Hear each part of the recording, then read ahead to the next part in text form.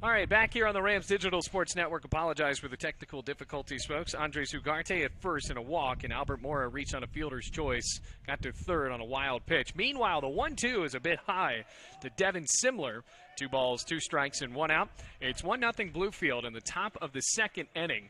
Rams scored there in the bottom of the first off of a sacrifice fly from Ozzie Millette. Jeremy Garcia started off the ballgame with a double. 2-2, swing and a foul tip from Simler. Ricochets right behind Cardona, and it keeps the count at 2 balls, 2 strikes, and 1 out. Bailey Engel and Jackson Bast here with you on the Rams Digital Sports Network from high atop the grandstand at Bowen Field. Obviously, wouldn't be a brand new day at Bluefield or a brand new experience trying to shake things up without a few technical difficulties. So that's what we're dealing with here. Rams open with a double play opportunity in the middle. Pickoff attempt very close. Tag laid down. Runner representing Ugarte able to dive back in. So 2 balls, 2 strikes, and 1 out as the shade rolls overhead on an overcast day here at Bowen Field.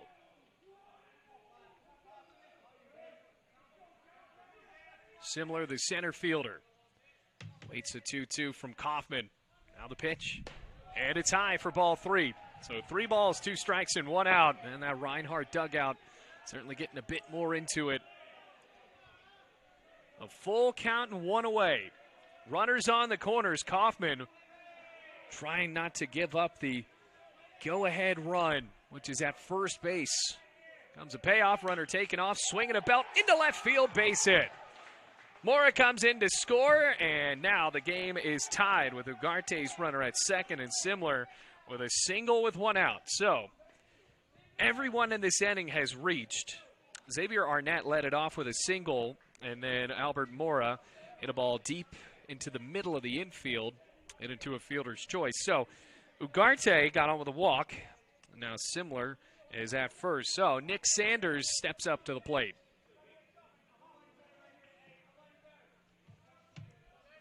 Transfer from Lindsey Wilson.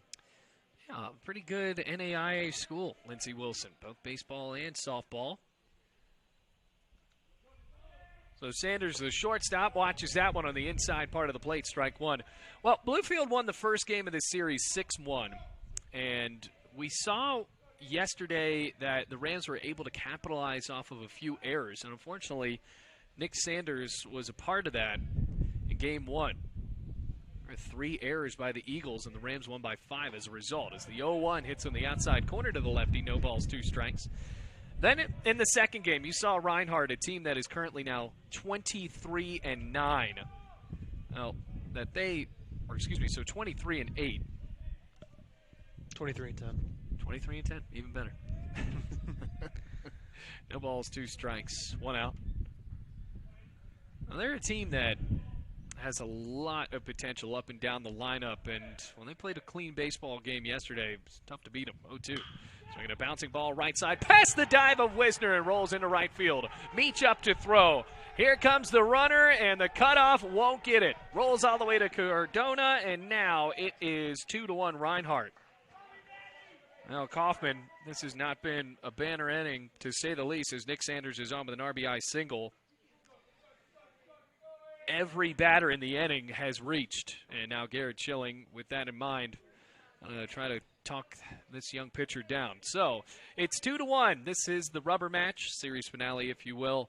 Rams won the first one, 6-1. Then in game 2, which is only a 7-inning game, mind you, Reinhardt had a couple of big innings against Bluefield College and ended up winning that game 9-1. So here in game 3, second straight game where Bluefield College has jumped out to a 1-0 lead in the first inning, but now find themselves down at 2-1. Oh, Bluefield College baseball has not lost a home conference series. We saw them win 2 out of 3 against Milligan, 2 out of 3 against Montreat. They split against Point. On the road, the Rams haven't had the same amount of success, but they have played tight ball games. Jackson Sisk steps up, 9-hitter in the lineup, both runners going, and Sisk pops it foul over the dugout on the right side and actually hits the, I believe that was a telephone pole our electric pole on the right side, right behind the Coppinger room. So now that we're up here at the top of the press box, it's also a little bit easier to see where these balls are headed, and we have to be a little bit more vigilant because we're not protected by that net right in front of us. So no balls, 1 strike, 1 out. Kaufman, the lefty, checking on each runner. Comes the 0-1. Skips in the dirt, solid scoop by Cardona. And the count evens up at 1-1 with 1 out.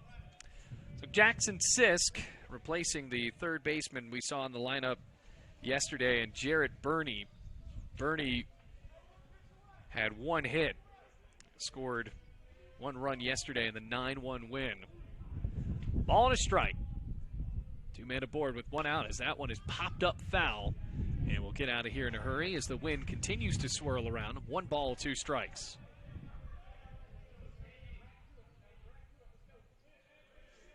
A ball and 2 strikes with 1 out.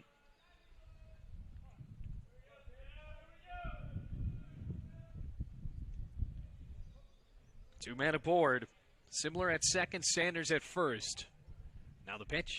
So we're going to ground ball down the third base line. That is fair. Past the dive of Millette. Simler ready to score. No. They call it foul at home plate. Oh, man, that is close. And Reinhardt, not seeming like they're too upset about that, but I think Ozzie Millette even knows that that ball was very close to being able to hop over the bag at third base. So Kaufman can breathe a sigh of relief. Ball and 2 strikes.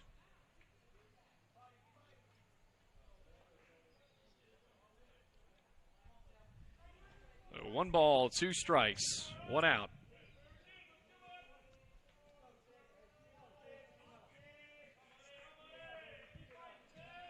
Top of the second.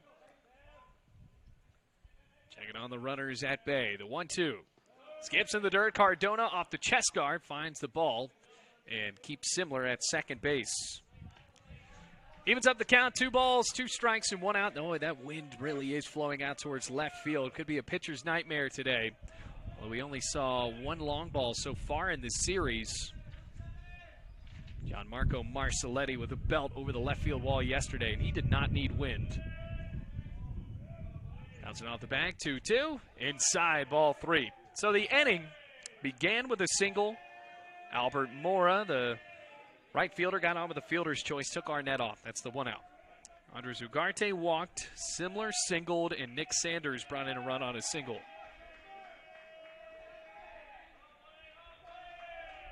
Full count.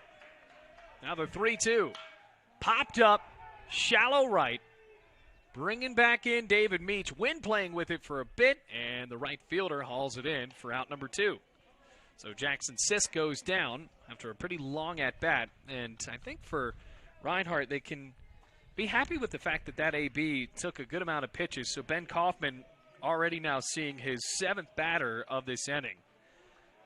Now has to deal with Kevin Jimenez one more time, who shot a ball right back up to him to begin the ball game. Jimenez has been the leadoff man and is hitless in the series. Lefty-righty, and the first pitch. Jimenez watches it high and outside for ball 1. So Reinhardt nearing the top of the AAC. Rams playing in tight games no matter how good the AAC competition has been this year.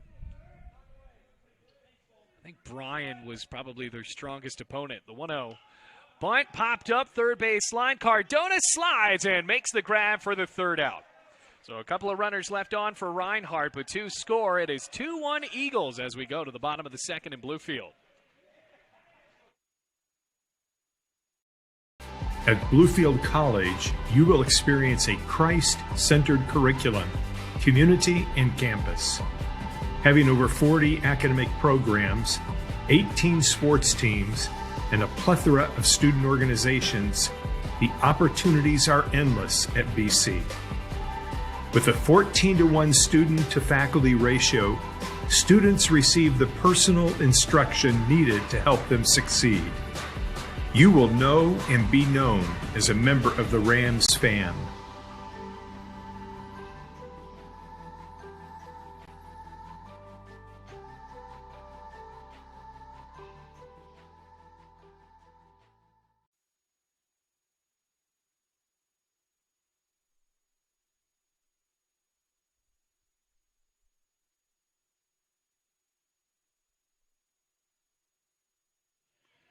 Elijah Lewis ready to lead it off against Parker Miller in the bottom of the second as the Rams find themselves down 2-1 here at Bowen Field.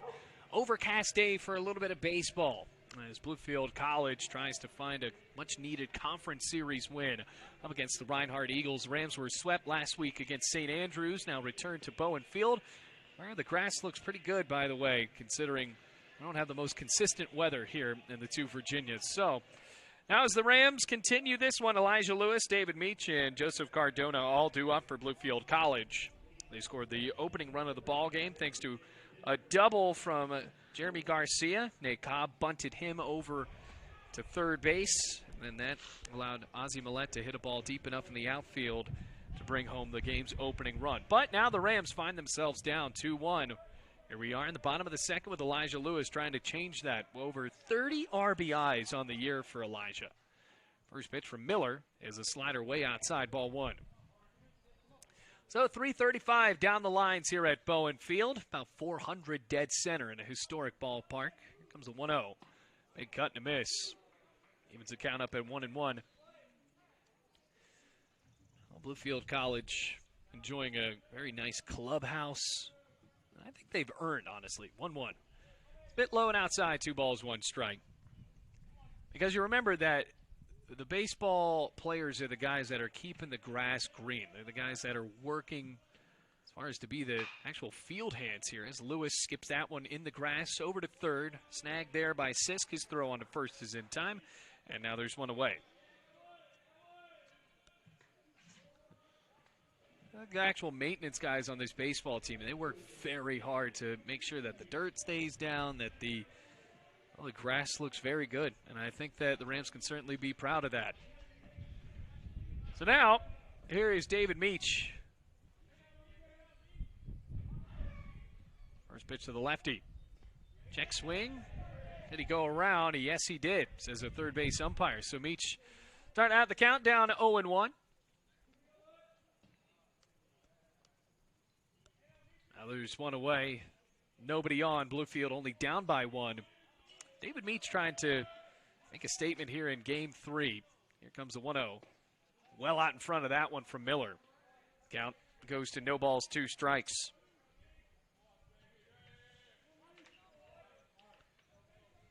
Oh, Meach yesterday went 1 for 2 in the loss. That was 9-1. Here comes the 0-2. In the dirt, 1 ball, 2 strikes. And that hit him. Wow. So Miller gives up a base runner there after starting out the count. No balls, 2 strikes. Breaks a little too far inside on the lefty, so the Rams now have the tying run aboard at first base. Joseph Cardona steps up.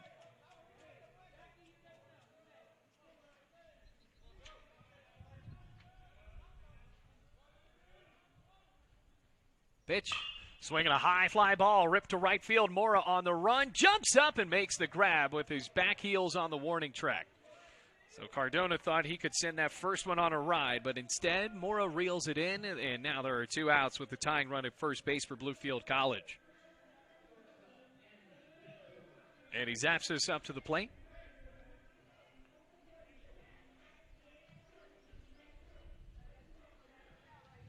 Well, Zapsos standing in on the left side. Last year was supposed to play summer ball out in Canada.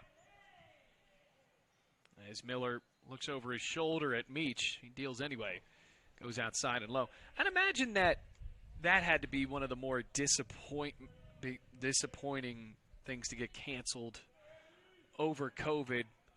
You're just thinking that you're going to have the adventure of a lifetime playing in a different country. Comes a 1-0. Outside, no balls. Make it 2 balls, no strikes. But Zapsos right now, as a senior, also can come back next year if he wants to. And that's another big decision that a lot of these seniors have. So this will not count against them in their eligibility. 2-0. Hits on the outside corner on the lefty. 2 balls, 1 strike. Runner at first, it's 2-1 Reinhardt. And a 2-1 count with 2 outs. Bluefield College's shortstop, who has played stellar in the field so far in this series, calls time and backs out. Well, great to be up here at the top of the grandstand at Bowen Field. And a perfect couple of jerseys to wear. That hits on the outside corner again. 2 balls, 2 strikes. Well, these Desert Storm jerseys with the American flag numbers, impossible to read from up close, and you bet they're hard to read from a distance too. 2 balls, 2 strikes. Now the offer. Swinging a foul tip, skips in the dirt. And actually, so Zapsos didn't get a piece of it. He will not argue. So, tag laid down, and that is it for the second inning. We're on to the third. Reinhardt leads in this one as Bluefield left the man aboard. At Bluefield College, you will experience a Christ-centered curriculum, community, and campus. Having over 40 academic programs, 18 sports teams, and a plethora of student organizations, the opportunities are endless at BC. With a 14-to-1 student-to-faculty ratio, students receive the personal instruction needed to help them succeed. You will know and be known as a member of the Rams fam.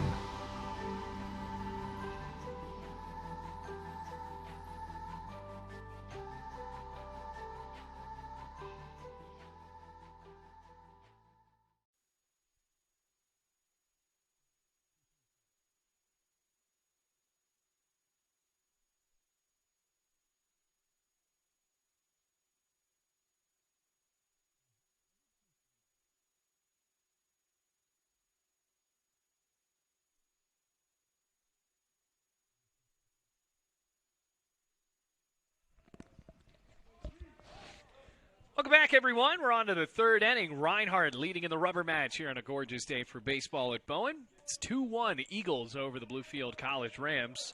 Ben Kaufman had a bit of a rough inning there in that second inning, but only gave up 2 runs. Now the first pitch to Profit, the DH tries to lay a bunt down in full Bluefield, but instead it rolls back foul. No balls, 1 strike. 2-3-4, due up for the Eagles and Profit, Marcelletti, and Arnett. Profit's 1 for 1 with a single. And Xavier Arnett also has another single that will see him into this inning. Here's the 0-1. Pitch, I guess that missed a bit high. 1 ball, 1 strike. Well, 2-1. Bluefield College with just 2 hits on the day so far. Now the pitch. Swinging a chopper foul down the third base line. Racks up the count at 1 ball and 2 strikes. Profit, the DH. We have not seen him start in the field for Reinhardt in this series, but did make a difference in the first game, trying to make it a bit closer. Came in as a pinch hitter. Brought home a run on a single. Kaufman fires 1-2. Got him looking. Big strikeout for Ben Kaufman. And now there is 1 away here in the third inning. Well, yesterday, big news as far as Major League Baseball. Joe Musgrove tossing a no-hitter for the San Diego Padres. First no-hitter in team history. Actually has a slight tie into Bluefield. Now Gianmarco Marcelletti steps up to the plate. He's 0 for 1. Watches that one high and outside. Joe Musgrove was a Bluefield College, nope, not Bluefield College. He was a Bluefield Blue Jay back in the day. So played right here at Bowen Field. Comes the 1-0. Big swing and a miss. Ball and a strike. I know that some of our Yankee fans will be good to know that Aaron Judge is in the lineup today. Right. Why is, I mean, it's either he's hurt, Giancarlo Stanton is hurt. It was a 1-1. Gianmarco takes a wicket cut and a miss. 1 ball and 2 strikes. They have just not looked amazing this year. And I don't know what's wrong with them. They can't hit. I guess I do know what's wrong with them. They don't hit. Specifically from Judge, who's not in the lineup. That was a 1-2. Belted foul. That skipped almost right into the Reinhardt dugout. Now, I was talking to Rodney Casey yesterday, and he's like, they said he was out for general soreness. He said, he's my age. What are you talking about, general soreness? And Well, all right. And I said, he's over 40? Rodney probably kicked you in the face, or he should have. He punched me in the shoulder. Ball and 2 strikes with 1 out. Now the offer, and it's high. 2 balls, 2 strikes. Yeah, that's something that the Yankees have been dealing with for the past couple of years. It's just Aaron Judge in and out of the lineup, Giancarlo Stanton in and out of the lineup. And the guys that are producing are the fellas they've really gotten on discount. I mean, DJ LeMahieu and Gio Urshela, 2-2. Cut and a miss. Another strikeout. Second out of the 3rd inning. Second strikeout for Ben Kaufman. Starting to figure it out a little bit here. He's retired now 4 in a row after giving up the first 5 base runners in the 2nd inning. Need to bring back Aaron Rodriguez. Hey, Rod. Oh, no, thanks you.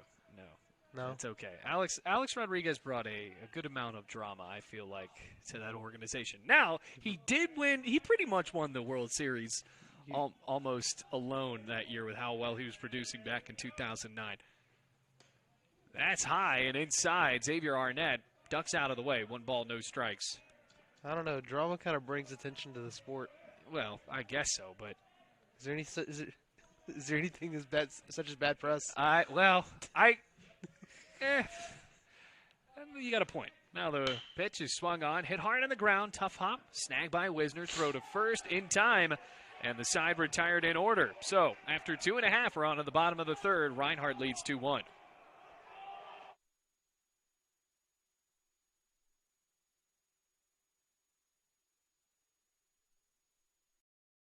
At Bluefield College, you will experience a Christ-centered curriculum, community, and campus.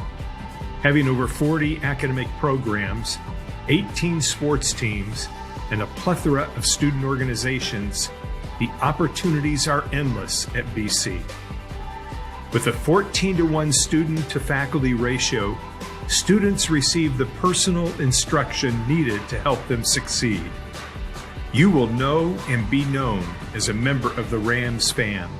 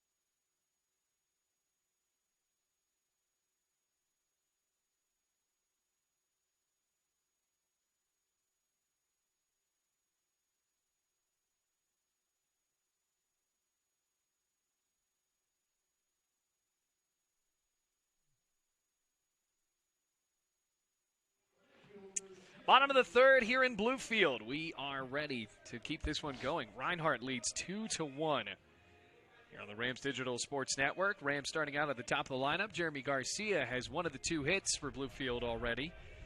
And the Rams were able to bring him in on a sacrifice fly. So a double from Garcia. Parker Miller still on the bump. And the first pitch to Garcia.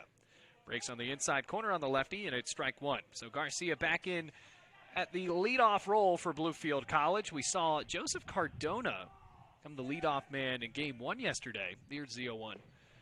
That one pokes on the outside corner. No balls, 2 strikes.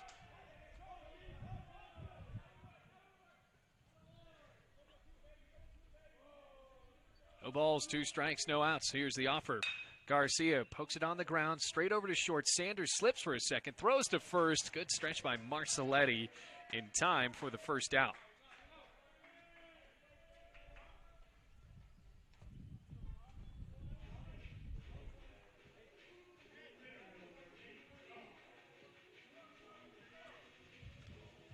That'll bring up Nate Cobb, who had that bunt back in the first inning that put Garcia over to the corner at 3rd.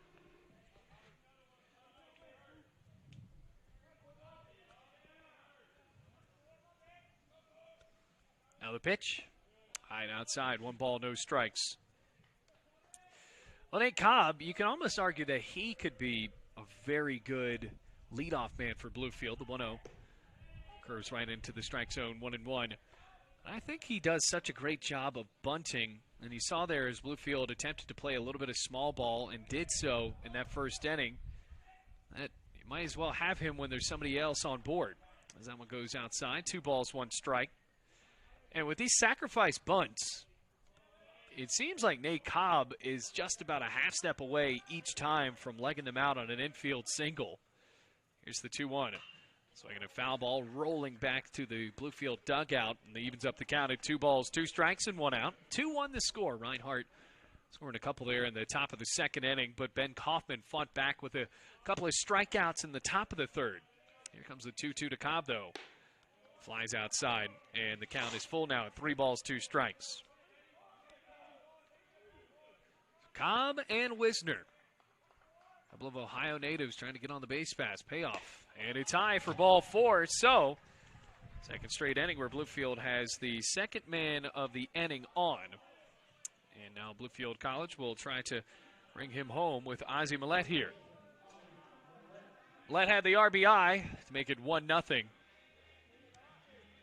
Wind still blowing out towards left field with the gray clouds overhead. Hopefully we can get all of this game in. That's why we moved the doubleheader to yesterday as opposed to when it was originally scheduled for today. I thought that with the potential rain in the area that it would be better to get 2 games in on Fridays, trying to bank it on to a Saturday. Miller, first pitch, way high, ball 1. 2-1 the score. I think Reinhardt will be happy to get home a little early. Well, I think so if we can get this whole game in. I am also thinking here, now that we do have a roof on the press box, which, by the way, folks, this press box is in its construction phases, but Rocky Malamasura's staff has done a great job of getting it done. Here comes the 1-0. Hit him. So Millette Duck still hits him in the shoulder, and now the go-ahead run is in scoring position. That's the second time that Miller has hit a batsman already. So here's a big at-bat for Clay Wisner. Nobody warming up in the pen, so this is just going to be a mound visit. You're mentioning the new press box here, and the view from here is amazing. Yeah, I think that this is what people that have worked here for so many years really deserve. And I'm not talking about myself here as far as, I've been here 4 years now. But a guy like Bob Red, who has been in Bluefield for such a long time, calling games and scoring games down the third baseline, it's not the best view.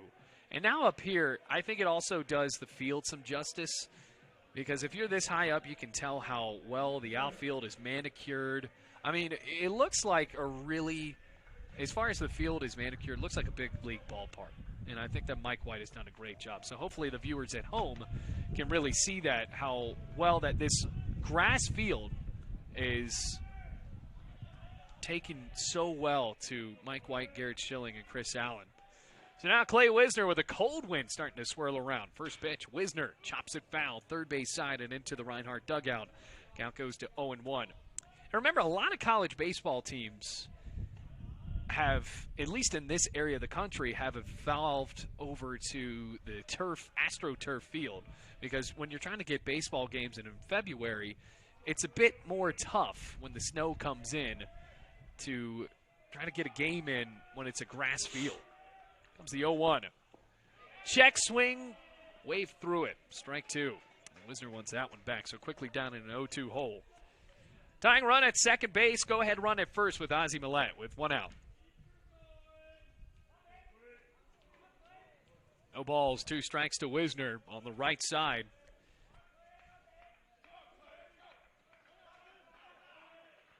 Cobb with the big lead at second base on the 0-2.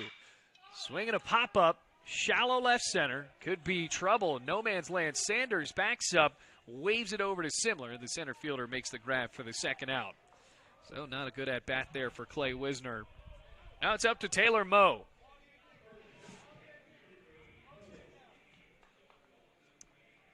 Now at 2 away, Taylor Moe, 0 for 1, grounded out his last time. Sun poking its way back out here. I got to say, though, with the press box, and I know that it's in the infancy stages, the drive up here on that very heavy gravel road was not my favorite thing in the world. Righty-lefty, Miller pitches. Breaking ball on the outside corner, strike one. So after Miller walked Cobb and hit Millette, it seems like he settled in just a little bit, and well, Taylor Moe trying to break that up. So Cobb with a small lead at second base. I think the drive was terrible because you don't have a truck. That is true. Skips away from Ugarte. Cobb gallivants over to third, and Millette sneaks into second. So now a little bit more interesting on the wild pitch. Yeah, because that gravel's so thick, and then it's also where the hill kind of drops off there. I was like, well, there's no way I'm going to be able to get out of this, especially backing up. There's no way. So Rocky Malmesher, the GM of the Bluefield Ridge Runners, told me, well, why don't you back in a little bit this way, and if you block in everyone here, it's going to be fine because you should be the only ones up here. Moe with 2 outs. Here comes the 1-1. Watches it high. 2 balls, 1 strike.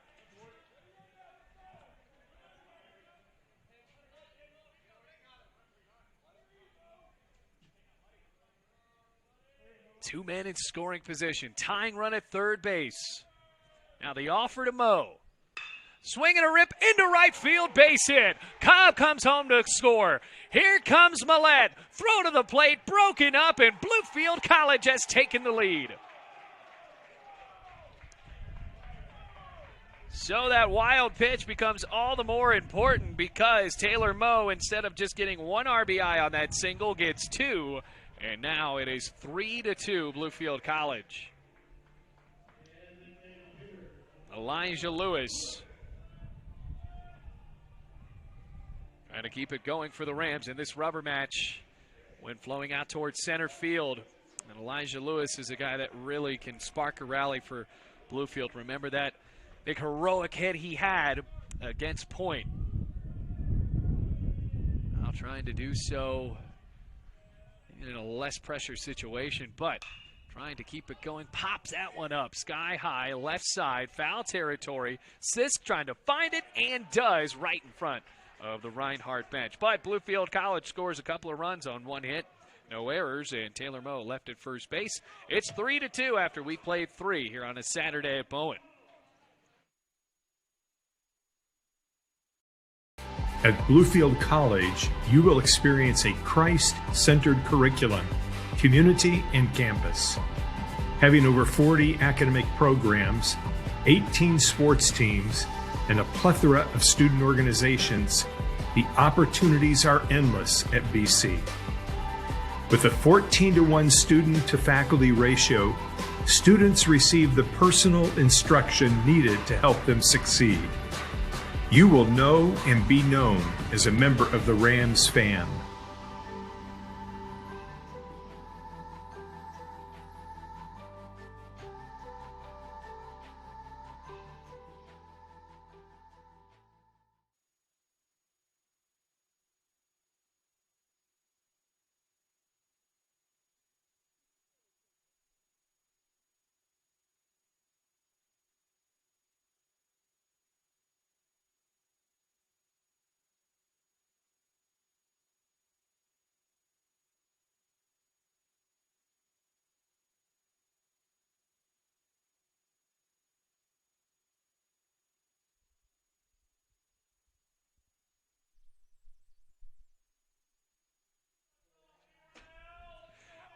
On to the 4th inning. Bluefield up 3-2 after a pair of runs scored for the Rams in the bottom of the 3rd off the bat of Taylor Moe. Albert Mora due up now. He is 0 for 1 with a run scored. Reached on a fielder's choice. Ben Kaufman still on the bump for Bluefield College. And the first pitch. It's a fastball right down the meat of the plate for strike 1. 5-6-7 due up for the Eagles. Trying to clinch a conference series win against Bluefield. 23-10, as Jackson said. No balls, 1 strike, no outs. Here comes the pitch. Swinging a bouncer, snagged by Millette, up to throw, rifles onto first in time. Oh, Ozzie Millette, it has been fun to watch him progress as an infielder for Bluefield College. Got the job done there, and there is one away. So Andres Ugarte, he walked and scored a run. Well, the runner representing him was able to do so.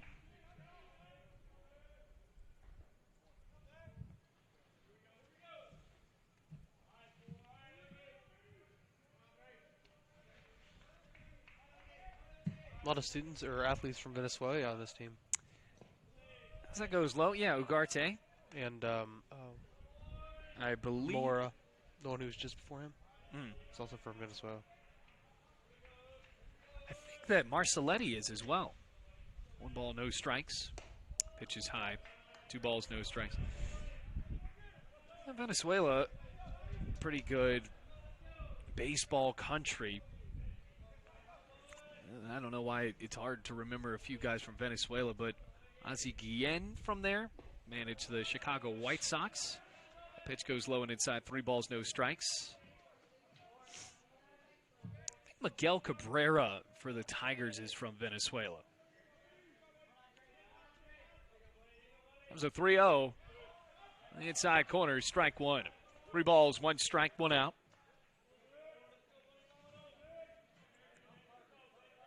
Rams have gone outside of the confines of the contiguous United States a few times, as that one is hit over on the right side, out of play. Some of these guys with Cuban heritage, some of them from the Dominican Republic. Remember a couple years ago, Jose Perez, obviously this is still part of the United States as a Commonwealth, but he was from Puerto Rico. Great second baseman for Bluefield. Payoff. Rung him up, strike 3. 3rd strikeout of the ball game for Kaufman. And Andres Ugarte is not excited about that. Now there's 2 away here in the top of the 4th inning. Kaufman is throwing stellar today. And he had a tough 2nd inning. So now it's going to be interesting to see how he continues to bounce back from that. Because after that 2nd inning where he gave up a couple of runs, he's on his way here if he's able to retire Simler for his 2nd straight 1-2-3 showing. There's a breaking ball in the inside corner, and that dugout loving it. No balls, 1 strike, 2 outs. Arguello had such an impressive game yesterday, the first game. Thank you for mentioning that. We have not mentioned that here yet in Game 3. Andrew Arguello, here comes the 0-1. Swing and a miss. I believe that actually got a piece of the bat. Now no balls, 2 strikes. Yeah, Andrew Arguello, how about that? 9 innings, gave up 1 run, and Bluefield College won 6-1. Complete game, almost had a shutout, gave up a run there in the 8th inning. No balls, 2 strikes, 2 outs. Kaufman deals. It's a waste pitch high and away, 1 ball and 2 strikes. Then in the 2nd game, Ryan Voss didn't do badly. I think that Arguello just kind of took Reinhardt by surprise. Had a great game. Here's another 1-2. Inside corner, got him. And Simler goes down looking. 4th strikeout of the ball game for Kaufman. And another 1-2-3. Top of the 4th inning. We'll go to the bottom of the 4th. Rams lead 3-2. At Bluefield College, you will experience a Christ-centered curriculum, community, and campus. Having over 40 academic programs, 18 sports teams, and a plethora of student organizations, the opportunities are endless at BC. With a 14-to-1 student-to-faculty ratio, students receive the personal instruction needed to help them succeed. You will know and be known as a member of the Rams fan.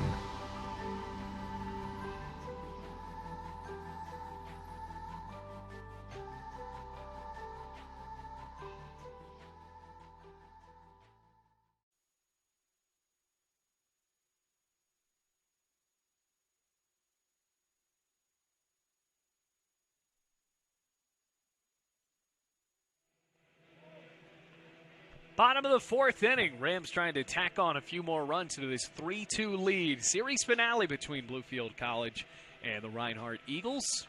Bailey Engel on the call. It's been fun calling Bluefield College baseball this year. And I know you look at the record for Bluefield College and you say, oh, they're a game under 500. This isn't that great of a season. And I don't want to say it's a great season, but I think that this Bluefield College Rams baseball team has played fun-to-watch baseball. They've had pretty good starting pitching. They have top to bottom on the lineup, a team that can hit. Swinging a high fly ball from Meach into center field. Simler on the track, backs up and makes the catch. That's a loud out number one as Meach is retired.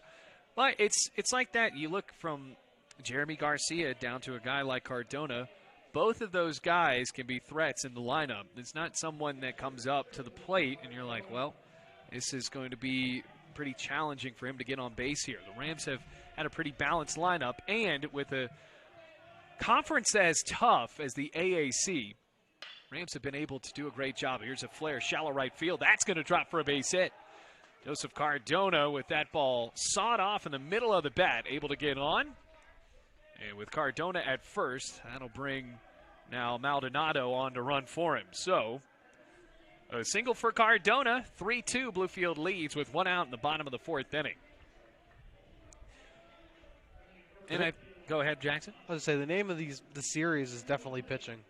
Yeah, and I think with these conference series, you see, obviously, you're going to see your best guys. And I think that Reinhardt has had some talented pitching as well. And you even look yesterday as the young man that got the loss, Ethan Foley.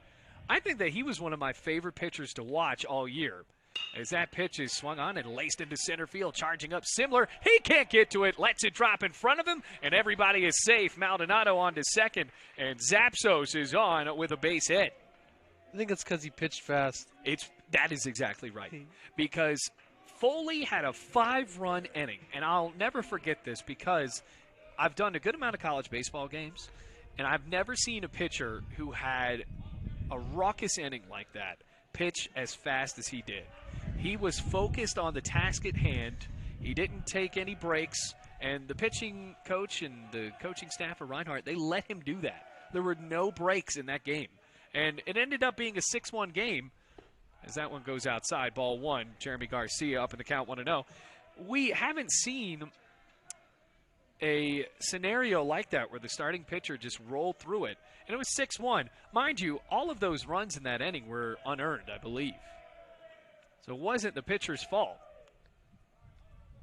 I think you were happy because you didn't have the U-pike. Right.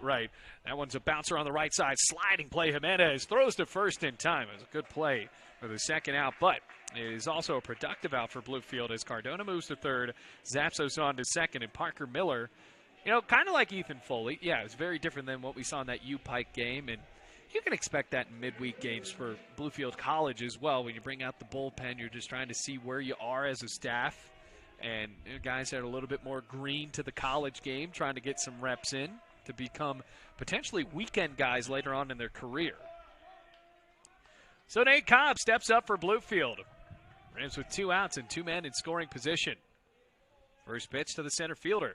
Sails outside, ball 1. It's 3-2 Bluefield, bottom of the 4th inning.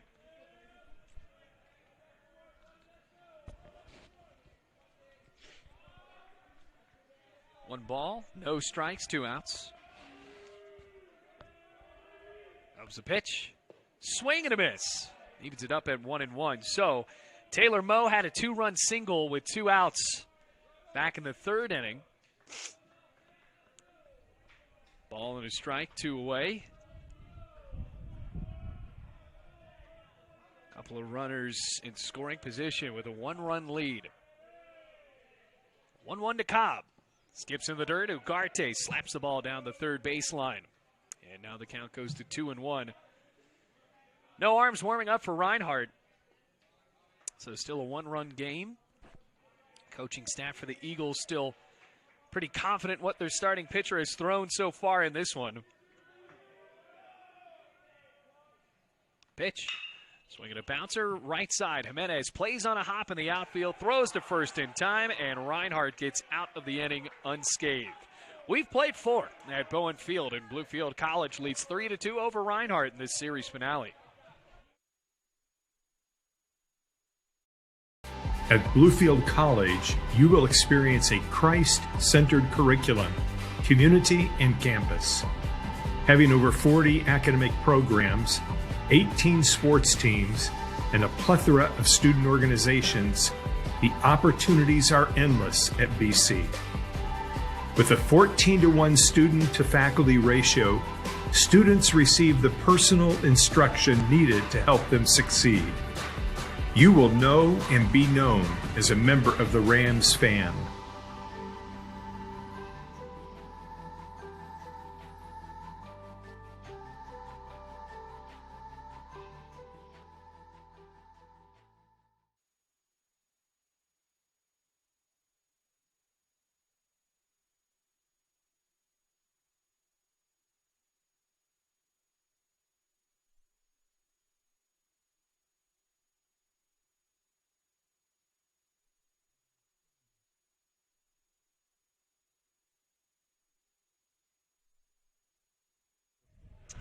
Welcome back, everyone. We're on to the 5th inning. It is 3-2 Bluefield. Kaufman still on the bump for Bluefield College in those Desert Storm camo jerseys. Are they going to be the good luck uniforms today as the Rams search for what could be a humongous conference series win?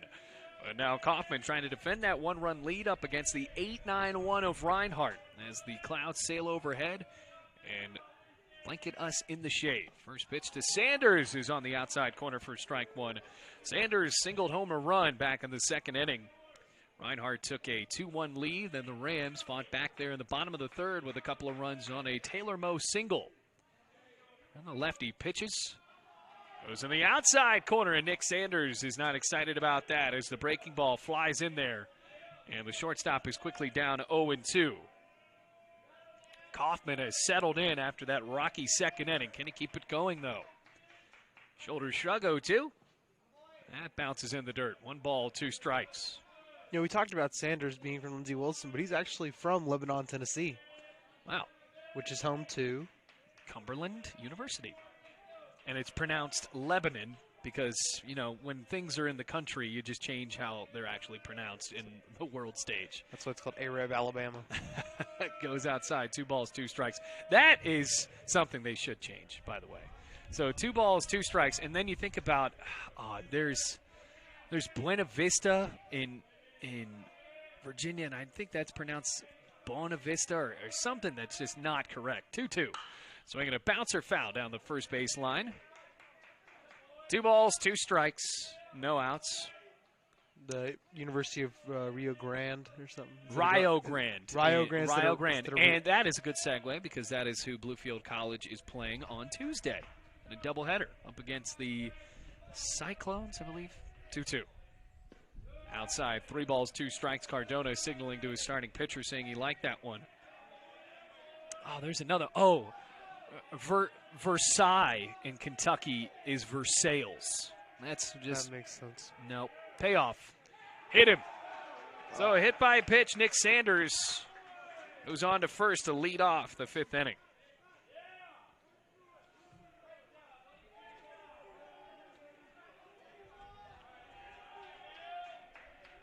And then, I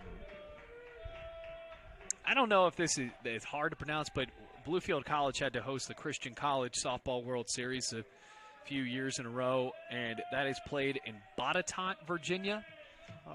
And it is spelled Bodetort. And I don't know if the Botetourt is even the correct way to pronounce it like a French person would. Now the pitch. Bunt popped up. Cardona trying to find it. He would not have been able to catch up to that one anyway. And it sails back. Sisk down in the count 0-1. He flew out to right field back in the 2nd inning. We have 2 guys on the wrestling team from around Troutville, which is where Lord Botetourt is. Yes.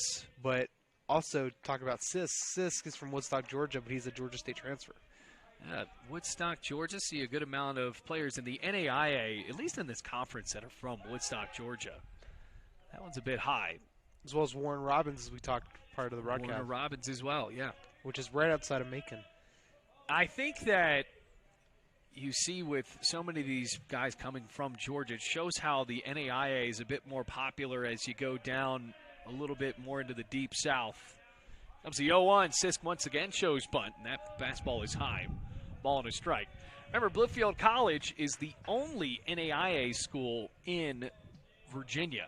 And it's barely in Virginia at that. I mean, remember, to even get here for Bluefield College. You go down the road, you're in West Virginia for a second, then you come back across the parking lot. I think where my Sonata's parked. I'm actually in West Virginia.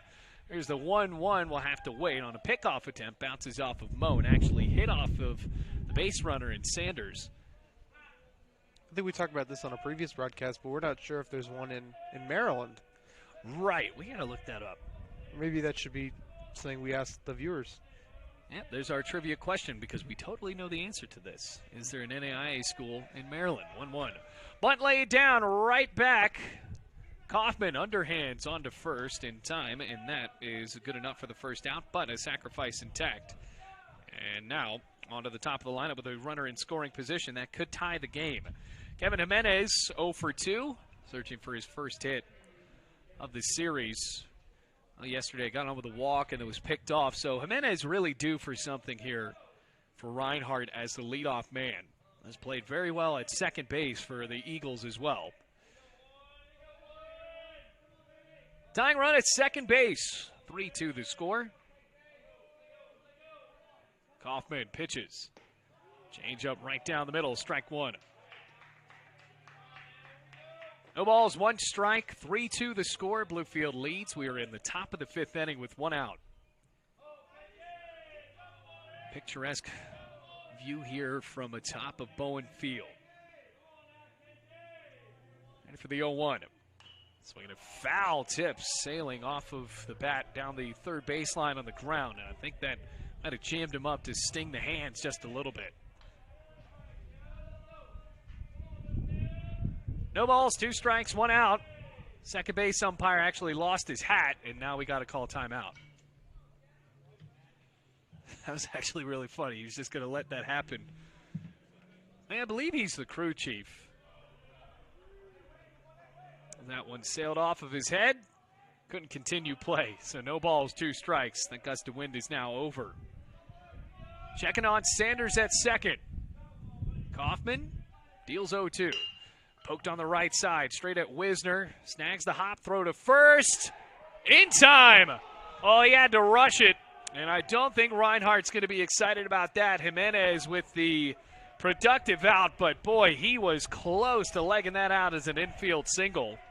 And I think that Wisner didn't realize that Jimenez was getting that close, had to rush the throw, and credit to Taylor Moe for catching it. So now the tying run is at third.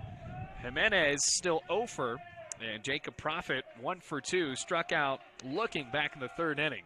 DH with a base hit here makes this a 3-3 ball game. But now with 2 outs, first pitch to Profit. Watches it down the pipe, strike one. Well, no balls, 1 strike. 2 outs.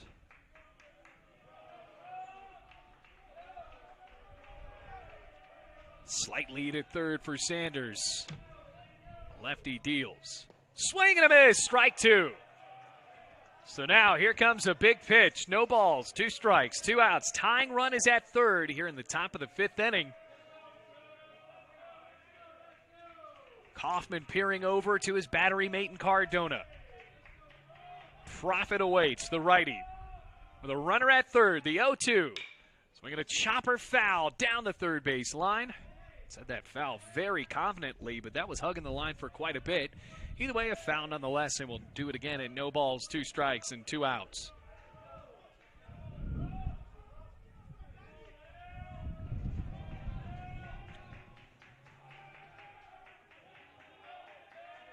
Oh, 2. Profit. Here it is. Swinging a fly ball driven down the left field line towards the track, and that one skips in fair with a bounce all the way to the wall. Profit sprinting into second with a 2-out double.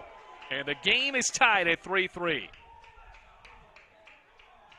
Oh, the Rams really hold their breath there for that ball to drop foul, but it was fair all the way. And now the game is all knotted up at 3 apiece. And with that wind that was previously sailing behind the left field wall, it was pushing towards center. Halted that ball from possibly getting into a surge that would have left the ballpark. But now it's a double for Profit, who's made a difference, a single and a double today. Here is Marcelletti, who had that gigantic home run yesterday. Tied up at 3-3 here in the fifth inning with 2 outs. And time called.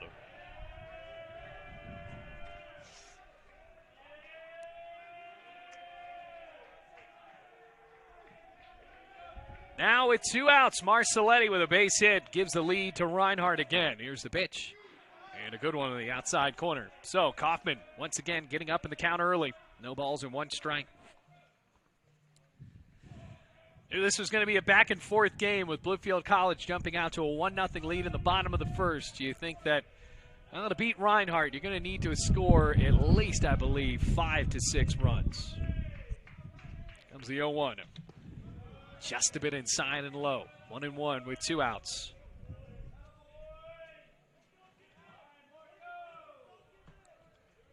Ball and a strike, 2 outs. Profit with a big lead at second base.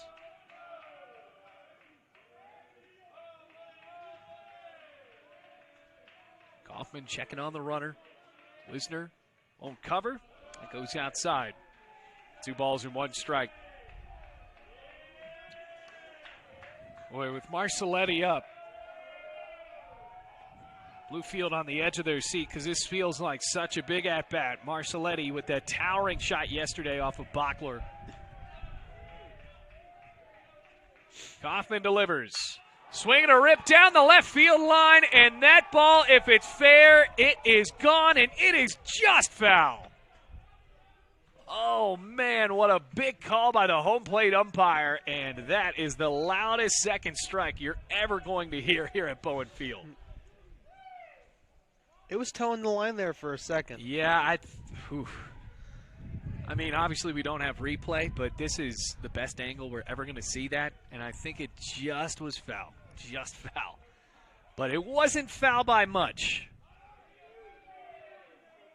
2 balls, 2 strikes, 2 outs. So I think that for Kaufman here, might not want to go back to that same exact pitch. Profit off at second, 2-2. Hit him.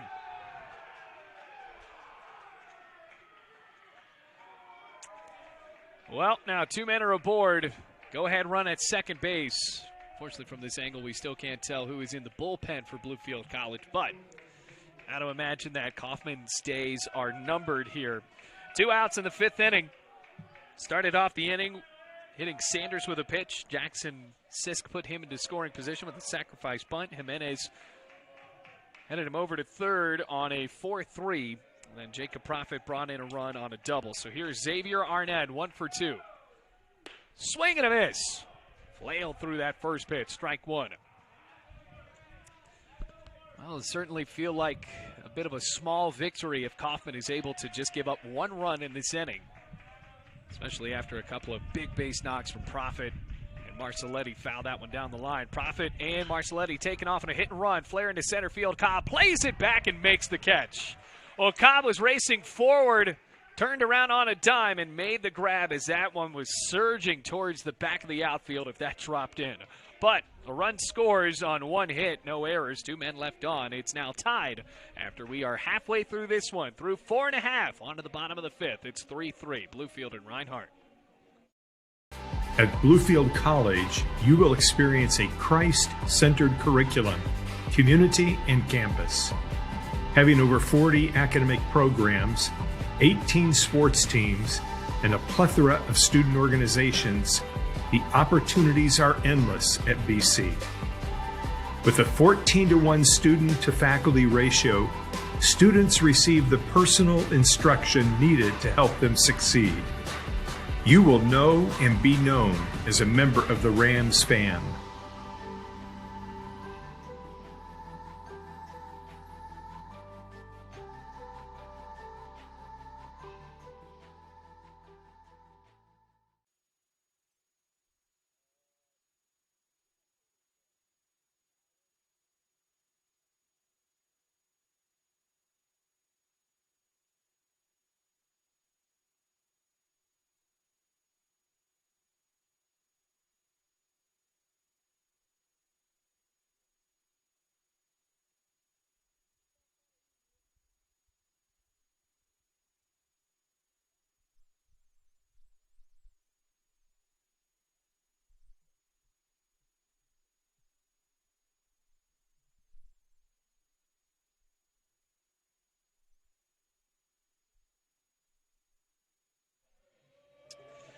Ozzie Millette leading it off, and now a tied ball game. Bottom of the fifth.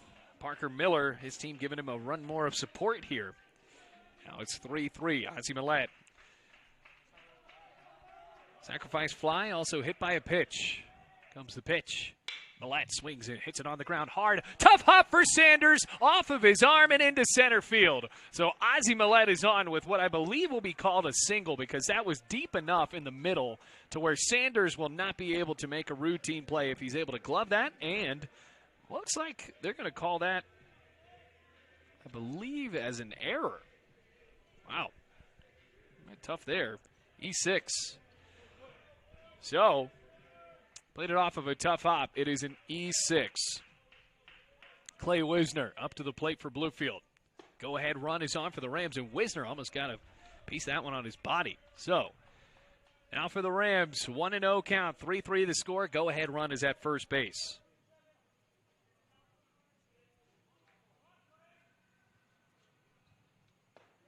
Breaking ball in the outside corner, strike one.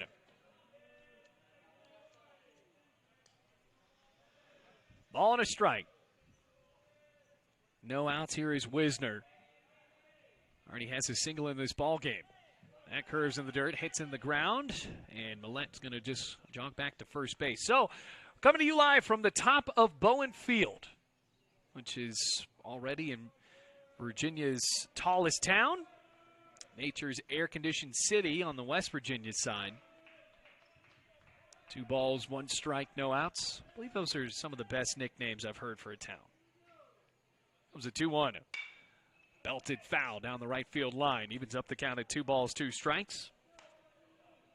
And this summer, well, if you're around in Bluefield, remember the tradition. If it gets over 90 degrees, the town is able to give out free lemonade. City of West Virginia and the Chamber of Commerce, that is a tradition in Bluefield. And it's also, you would think something like that would just be around with no controversy, and then people have opinions on that, which are exhausting as well. But I'll get to those in a second. 2-2. Breaking ball. Boy, that didn't miss by much. Just a bit inside. 3 balls, 2 strikes. People have opinions of lemonade? Well, so they have an opinion not on the lemonade, but how they judge that it's 90 degrees or not. From where they take the official temperature, and let's get to that in a second. More important things are happening here. Head coach for Reinhardt.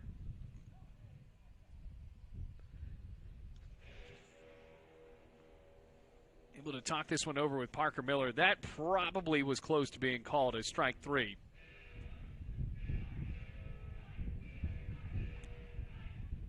Instead, it's 3 balls, 2 strikes, no outs.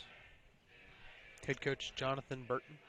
Well, Jonathan Burton going to talk this one over with his pitcher, and I mean, very close there on a great breaking pitch. But getting back to the lemonade issue, which is not an issue, they take the town temperature from somewhere with slightly more elevation. So there is a temperature difference there from what it feels like on the ground in the city of Bluefield, West Virginia. So it would be like 92, which, by the way, a 92-degree day in Appalachia is absolutely miserable because a lot of these buildings are not built with sufficient air conditioning. And it's so rare, obviously, that they give out lemonade. So it doesn't happen that much. But it'll be 92 on the ground, but about 88 where they take the temperature. And people are like, no, I want my lemonade because it's hot down here. And they're like, well, no, not at our official temperature taker place. And then it's just one thing where it's just like, well, maybe you just don't deserve the lemonade in the first place. So after that interesting diatribe, here we are. 3 balls, 2 strikes. And the payoff, check swing. Did he hold up? No. Wisner going to the dugout, and, well, that might be a bit of a make-up call. Mike White is not excited about that. Second strikeout for Parker Miller.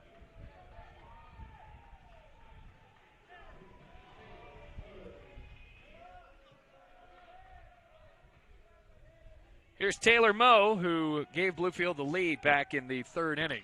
Swings in, pops that one on the ground, foul. No balls, 1 strike, 1 out. Mike White is not having it.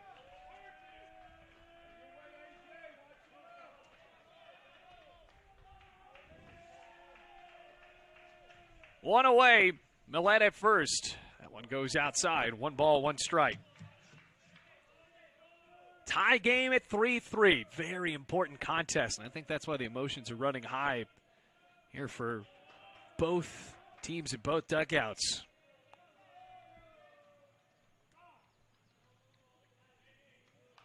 Comes a 1-1.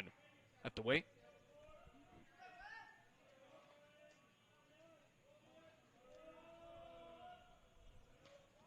Sun overhead in the right field, 1-1. High and away, 2 balls, 1 strike. So still no arms warming up in the pen for Reinhardt. Don't have the official pitch count, but I got to believe that Parker Miller is getting up there here into the 5th inning, and there is no one warming up. See if that changes. 2-1. Outside corner. Rings in for strike 2. 2 balls, 2 strikes, and 1 out.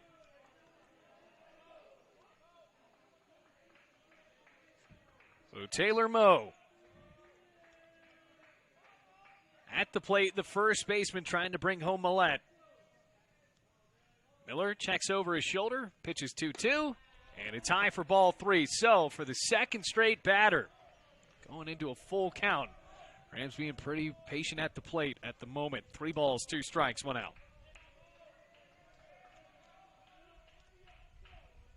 Pitch inside, bounces away. Millette is going to advance to second anyway. And I don't think that Ozzie Millette was thinking, well, I'm not going to get to third on this yet anyway, so I'll just trot over to second base. So now 2 men aboard for Bluefield College. Go ahead run now in scoring position with 1 away. Elijah Lewis steps up.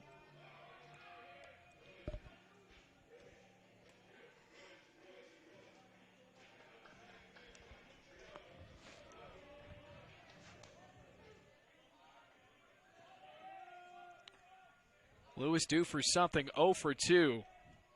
Had a big hit in game 1. Had a double in game 2 yesterday as well. Now the pitch. Breaks off inside, ball 1. 3-3 the score. A good ball game we have on hand here in Bluefield. Series finale between the Rams and the Eagles in an all-important AAC contest. 1-0 is shot into center field. Simler traverses to the left and makes the catch for the second out. And Millette will stay at second, Moe at first.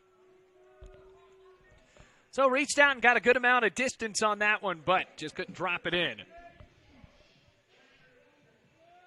David Meach hit by a pitch in the second inning, flew out to center field to start off the bottom of the 4th. Here we are in the 5th inning.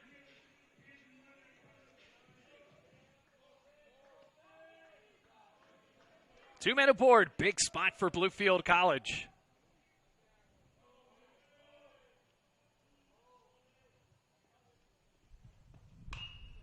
Fouls it off into the first base dugout.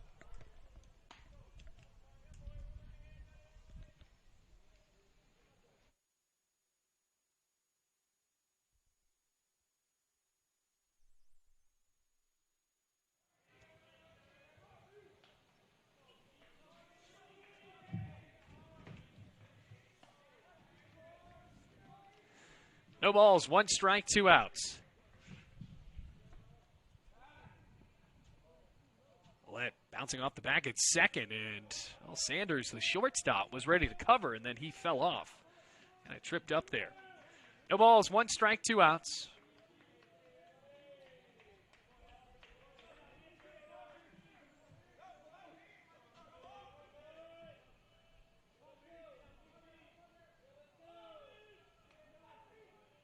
Meach, a big spot, a tie game.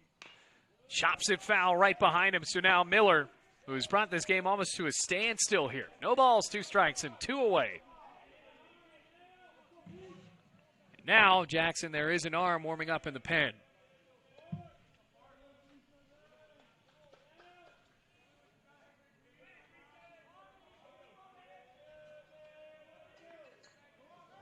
Meach trying to keep this inning going. Miller trying to be win eligible. potentially if Reinhardt's able to hop on the board in the 6th inning. Comes the 0-2. Another chopper foul. Boy, he's right on it, just getting a piece of it. The exact same look of the foul ball.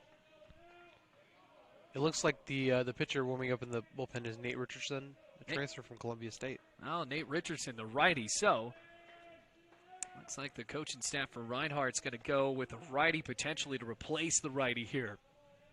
He's just getting his opening throws in. No balls, 2 strikes. David Meach, the base hit, can give Bluefield the lead with Millette at second base.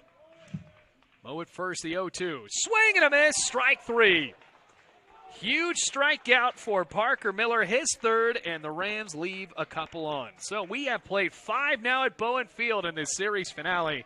Boy, Mike White is still giving it to that umpire. So it's 3-3 on to the 6th inning at Bowen. At Bluefield College, you will experience a Christ-centered curriculum, community, and campus. Having over 40 academic programs, 18 sports teams, and a plethora of student organizations, the opportunities are endless at BC. With a 14-to-1 student-to-faculty ratio, students receive the personal instruction needed to help them succeed. You will know and be known as a member of the Rams fan.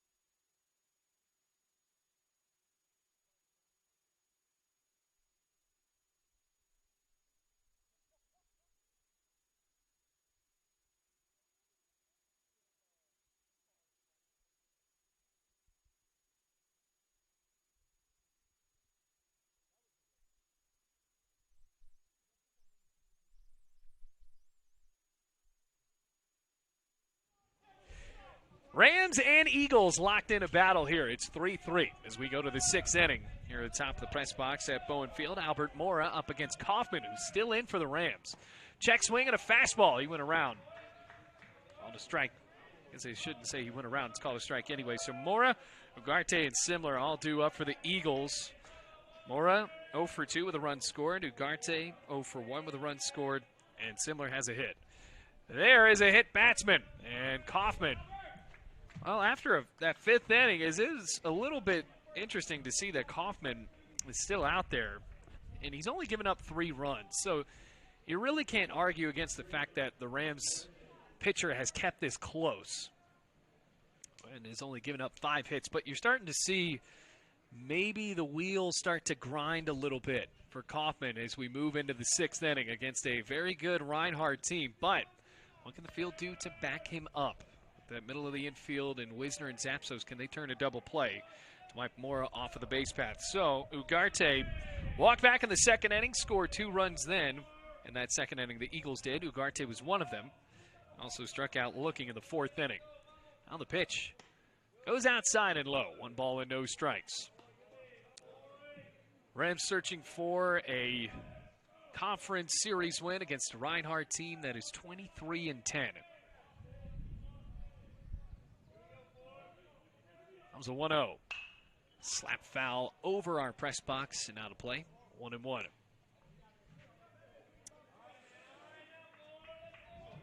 Rams have not lost a conference series here at Bowen Field.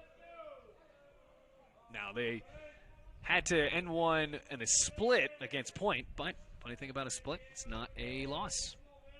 Here comes a 1-1. Shot into right field. Meach backs up, makes the catch. Trying to pump it in. He'll just throw it to the cutoff man after Mora is able to get back to first in time. So now there's one away for Devin Simler, who had the RBI single back in the 2nd inning. Something interesting about Devin Simler, he's from Columbia State Community College. And Columbia State has made the National Junior College Baseball World Series 13 times in the last 15 years. Wow. The last time that occurred was 2014. That's still pretty good. I mean, it's got to be a pretty good program.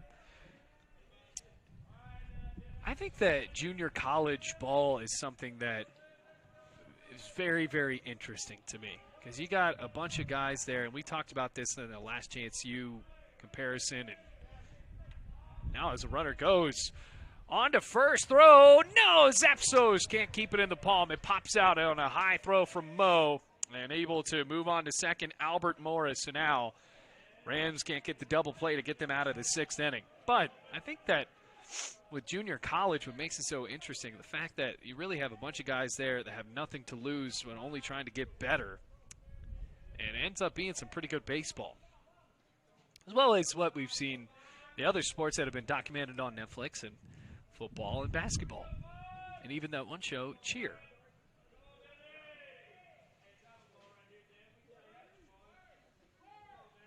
Pitch to Simler. Goes inside for the first pitch at 1 ball, no strikes. Count of 1-0 with 1 out. Wind still flailing from left to right here at Bowen Field. Clouds overhead. Sun has poked out, in and out throughout this ball game that got started right a little bit before noon. Go ahead run at second base. And Kaufman steps off.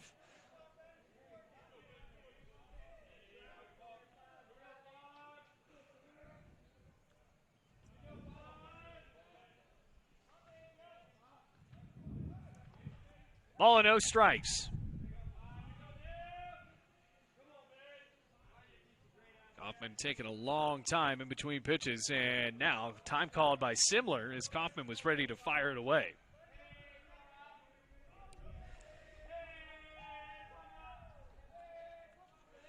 Meanwhile, Richardson is still in the bullpen but is no longer throwing. So we'll have to see if Parker Miller, he's going to be the one to come out here in the bottom of the 6th. That skips in the dirt, away from Cardona, goes all the way to the backstop. Mora with a long run around third, and he's going to stay there on the wild pitch. So you got to think that Kaufman's day might be done very soon. That one skipped about 5 feet in front of home plate. And we see Bluefield College. Can't see from this angle who's warming up in the bullpen, but we do see players going in and out through the batting facility. They got to travel through that batting facility onto the bullpen on the far side.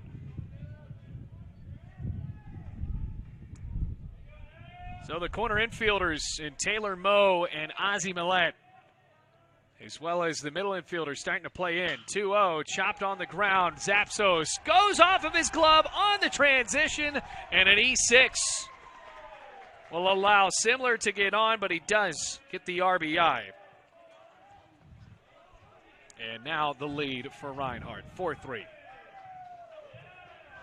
Couple of tough plays.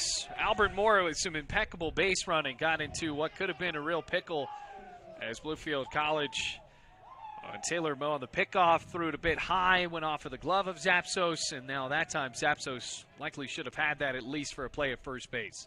So now it is 4-3. Favor of this team from Aleska, Georgia. Here's the pitch. That's high and inside. That's ball 1 to Nick Sanders. Sanders has scored one of the 4 runs today, a single and a hit by pitch. He drove in a run back in the 2nd inning as well. Pretty good game for the shortstop. Pickoff attempt, bit late. Now the count goes to 1-0. Richardson back and warming up again for Reinhardt, by the way.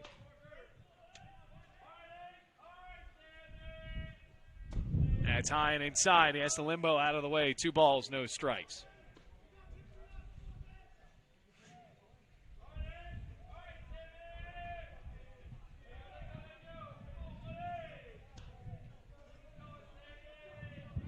Reinhardt leading 4-3 with 1 out. And a ground ball smoked on the dirt on the first base side, foul. A drop of rain starting to sail in. I think that Bluefield College and Reinhardt, they're going to really want to try to get this game in today. The light rain starting to come in, but the sun is still out.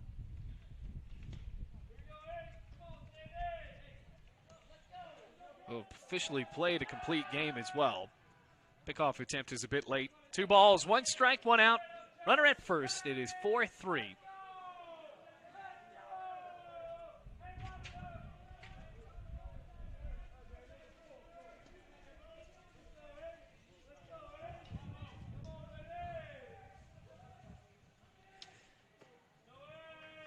That's low and outside. So 3 balls, 1 strike. So, hey, Jackson, our trivia question has been answered.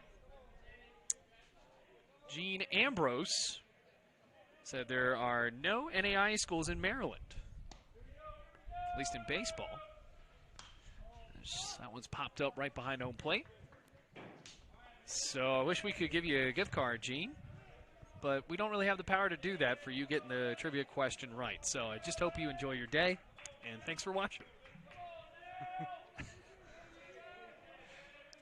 3 balls, 2 strikes, 1 out. A runner at first. A long at bat here for Sanders. Kaufman going to have another pickoff attempt at first. I think that is also where Reinhardt was able to get such a big win in Game 2 yesterday. They ran the bases well and really tested George Curbelo.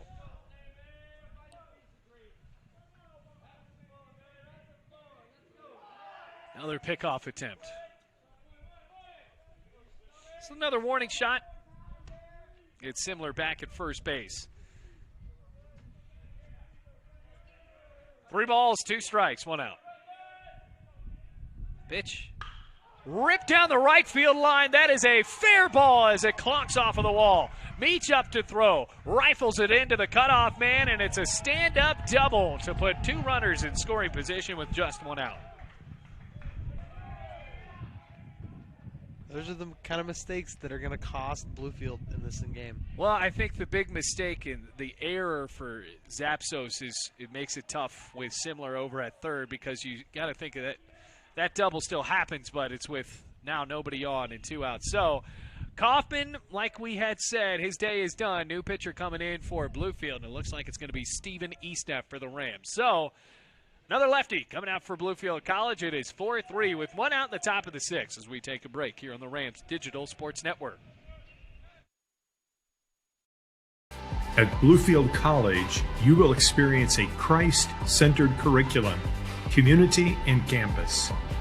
Having over 40 academic programs, 18 sports teams, and a plethora of student organizations, the opportunities are endless at BC.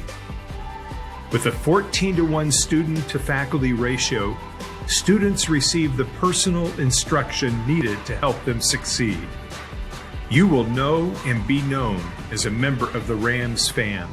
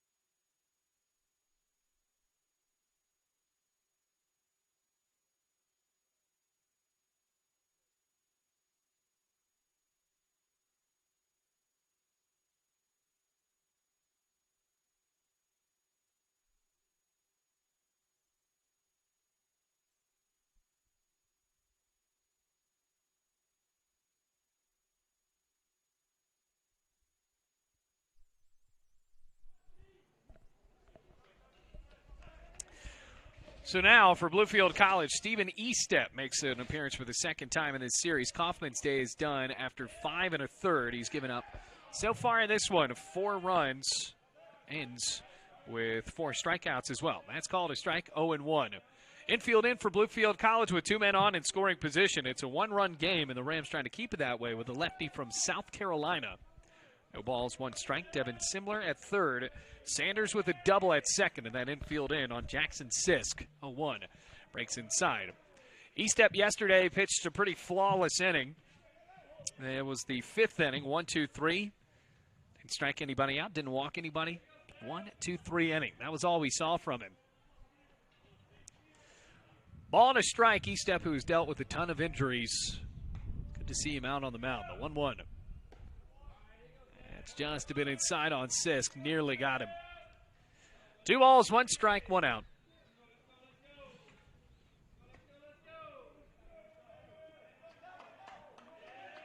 Anything on the ground, Rams trying to check down the runners. Trying to keep it at a 1-run game here at the top of the 6th. E-Step, here comes the 2-1. Just a bit outside, ball 3. Boy, with this inning, it has felt extremely long, and we're only on the 5th batter. It started off with a hit by pitch to Mora. Ugarte flew out to deep right field. Simler got on with an E6. Sanders now with Simler on the base pass after that double. 3-1. High and inside, ball 4, and the bases are loaded.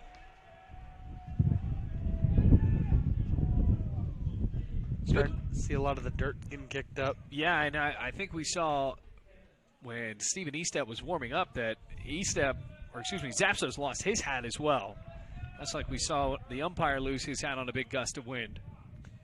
And Zapsos lost it again. And he's all the way out in center field. Wow. I think it wouldn't be the worst thing in the world if he would have just left it out there. You got to play, obviously, with the hat. But I think back when Hanley Ramirez played for the Red Sox, I don't know if he ever had a hat on. They put him out in left field. That hat was never on. It was just always falling off. Bases loaded. Rams in the middle of the infield hoping for a double play. They're playing back. Kevin Jimenez watches the first pitch right down Broadway for strike 1. With the bases loaded, it's a 4-3 game, top of the 6th, and 1 away. No balls, 1 strike, 1 out.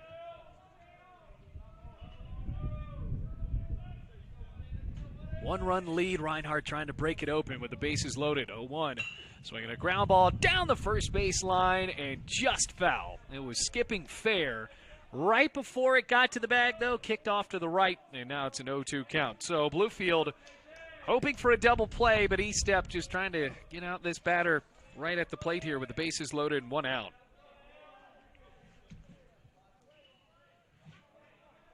Just an update to any Yankees fans watching. The Rays are currently leading the Yankees 3-0. I bet a lot of people that are listening to that are also enjoying the fact that the Yankees are losing. So, no balls, 2 strikes. I know that's tough. 1 away. Bases loaded as Jimenez is trying to break this game open that we have here in front of us. Comes the 0-2. Popped up, foul territory. Mo trying to find it at the track. He loses his hat. Can't make the catch and collides right into the fence with a cloud of dust kicking up behind him and see if he's okay. He made a catch like that yesterday. Unfortunately for Bluefield, unable to haul that one in. And I think for Mo at least, now that he wasn't able to catch that, which would have been a tough play anyway, if he catches that, I think that Simler is going to try to tag up. Because it was going to be tough for Mo to get up to throw it on home. So now E-Step attempts to retire Jimenez here. Second baseman's going to get another shot at this. No balls, 2 strikes, 1 out. Bearded relief pitcher from South Carolina. 0-2. Chopper right side, could be trouble. E-Step fields, and nobody's at first. A run scores, and the inning continues. 5-3.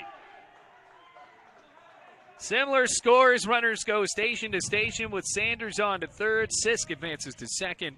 And it's an infield single for Jimenez, his first hit of the series with an RBI. It's 5-3.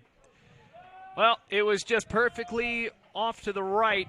And Mo was not covering at first. He was trying to get it off get the ball himself off of the hop, and well, no one was covering. You do have to commend Mo for the amount of effort that he goes out to catch all those balls. As that one is a line drive to center field, base hit. Hops off of the bat from Profit, throw from Cobb, skips into the infield, and 2-run score on the single here in the 6th inning. 4-run inning so far that continues. It is 7-3.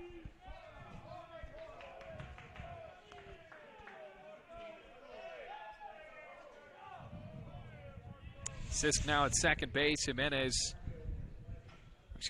Sisk came in to score. Jimenez now at second base, and Profit now has 3 RBIs in this one. So a 4-run lead. 1 out. Marcelletti up to the plate. First pitch, he hits it on the ground. Wisner, tough hop, throws to second. Zapsos there. On to first. Not in time. So able to retire Profit on the 4-6. Jimenez moves to third. And now Marcelletti is on with the fielder's choice. But now Xavier Arnett, the 9th batter of this inning, steps up to the plate, who is now 1 for 3.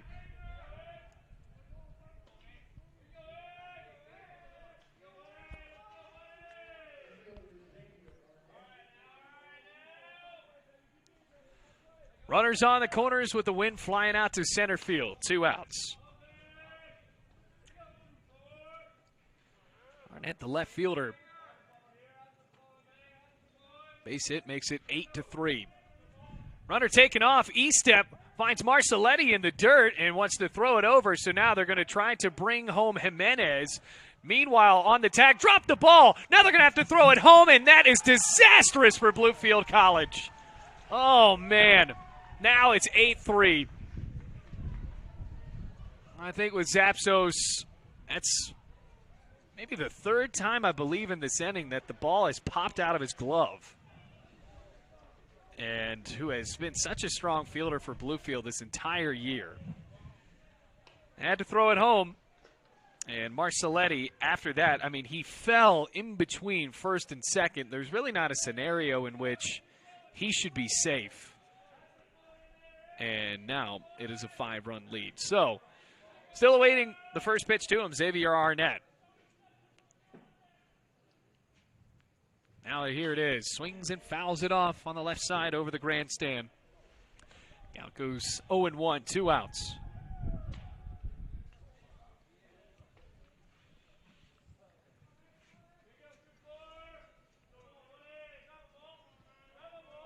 No balls, 1 strike. Comes the pitch. Gives him the dirt. Cardona keeps in front, 1 ball and 1 strike. So now there have been 5 runs in this inning. It was 3-3 when we got into this inning. Tough inning for Zapsos. Tough inning for Bluefield College pitching. And I think that this has been the potential for Reinhardt all series with how aggressively they have ran the base paths.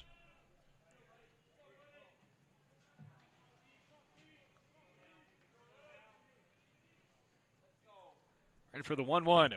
Arnett fouls it back. Now Reinhardt down to its final strike here in the 6th inning. But they have already scored 5 runs. Base hit makes it a 6-run inning. This kind of rivals what we saw yesterday for RU in that 7th inning, which will remind you that was the final inning of the ball game. They scored 5 runs to elevate that lead to 9-1. Wind gusting back towards home plate. Ball and 2 strikes. Swinging a bouncer right side into right field, a base hit. Marcelletti around as it's kicked by Meach. Goes behind him to the warning track. Marcelletti able to score. And once again, this inning continues with a very confident base knock from a Reinhardt batter. And Xavier Arnett able to bring home the 9th run of the day for the Eagles. Meanwhile, for Mo, who himself has had a pretty tough inning, dove that time. Ball heated right next to him.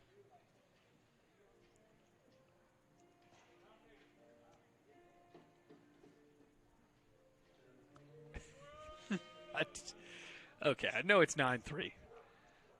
Maybe they shouldn't play How to Save a Life in the middle of a 6-run inning. I mean, it's timely, but come on, it's the home team. I think Bob's just a big fan of the. Is that the fray or It's the fray. Okay, the fray and the script are the same thing to me. I couldn't remember the name of that song when it came on. First pitch to Albert Mora, big cut and a miss for strike one. Mora started off the inning being hit by a pitch by Ben Kaufman.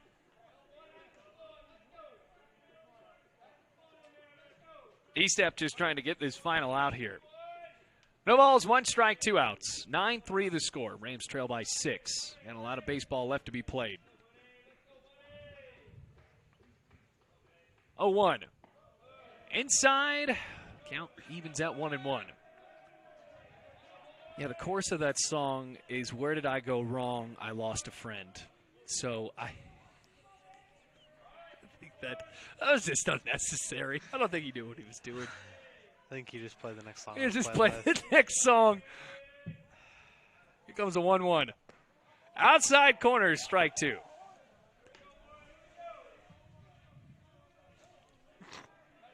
Oh boy, our buddy Ethan would have loved that. You definitely would have. He would have definitely enjoyed the music choice. I don't know. I really enjoyed his rendition of Gold Digger yesterday. I mean, Ethan's got a beautiful voice. Yeah, honestly, I know he really does. I hope he's listening. Comes the 1-2. Skips in the dirt, and Mora, did that hit him? It did. E-step says, no, it didn't. And Mora's like, okay, so 2 balls, 2 strikes. I mean, it shouldn't really be left up to the player's discretion, right? I mean, there's an umpire right there. Let's see if it hits you. 2 balls, 2 strikes, 2 outs. This has turned into a pretty disastrous inning for Bluefield College. 6 runs for Reinhardt in the top of the 6th. Comes the 2-2. Swinging a liner straight at Zapsos, reels it in, and the inning is finally over. After 10 batters, we are finally done with the top of the 6th. 6 runs come in to score. It's now 9-3 Eagles as we move to the bottom of the 6th inning at Bowen. At Bluefield College, you will experience a Christ-centered curriculum, community, and campus. Having over 40 academic programs, 18 sports teams, and a plethora of student organizations, the opportunities are endless at BC. With a 14-to-1 student-to-faculty ratio, students receive the personal instruction needed to help them succeed. You will know and be known as a member of the Rams fan.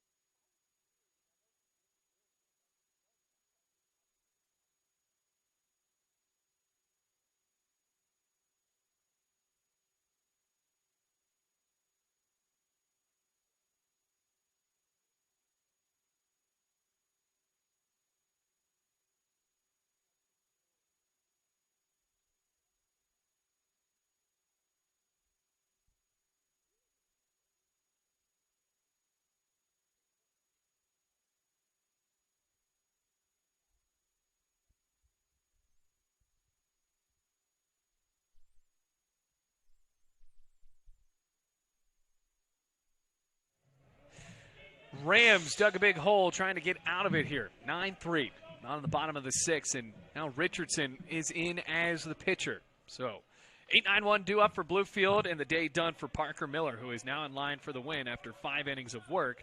Big swing and a miss on the first pitch from the righty, and the lefty Cardona at the plate goes down 0-1. He's 1 for 2 today. So 5 innings, giving up now 3 runs. Next pitch goes a bit low, 1-1. 6 hits given up by Miller. Richardson's also from Columbia State. Seems to be a target for Reinhardt. Goes outside, 2 balls, 1 strike. 2 walks, by the way, for Parker Miller. And 3 strikeouts. And a couple of hit batsmen there as well.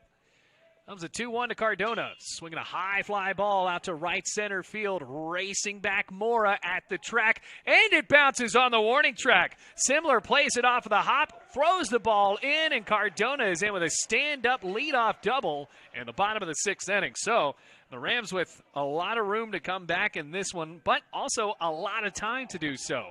As now Taylor Maldonado will run for the catcher. And Cardona, he's been seeing the ball very well lately. We saw him against U-Pike. Had 3 doubles in that ball game. And right there, that was almost out of the ballpark. Andy Zapsos, who had a tough defensive inning in the top of the 6th, trying to get things started off well offensively in the bottom half of the inning.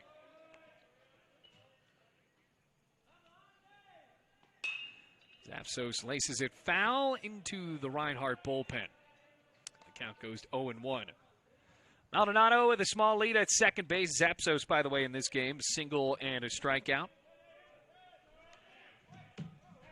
Base hit potentially makes this one 9-4 with Bluefield down by 6.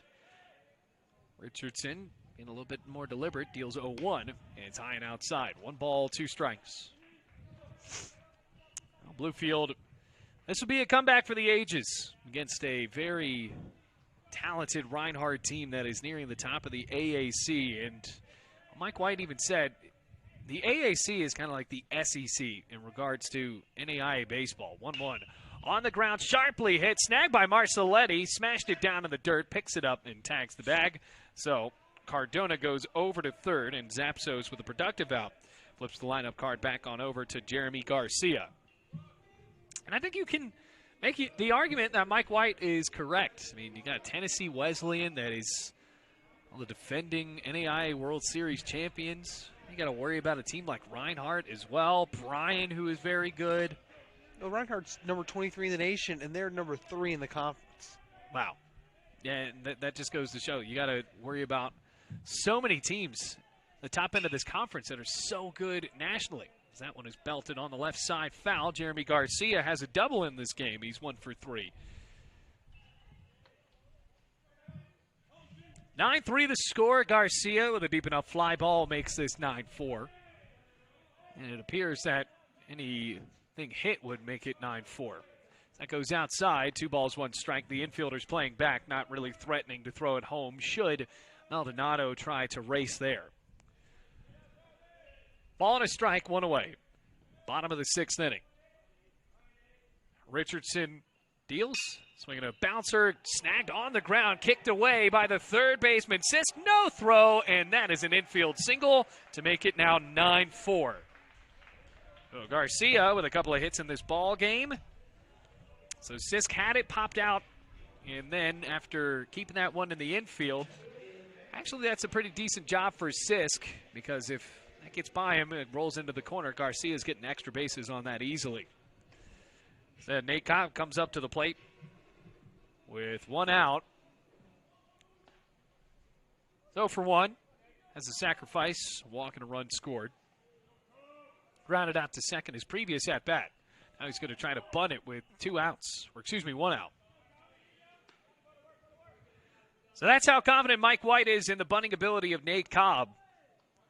Could be a sacrifice, or Cobb has been able to get very close to legging out a good amount of these bunts on the ground.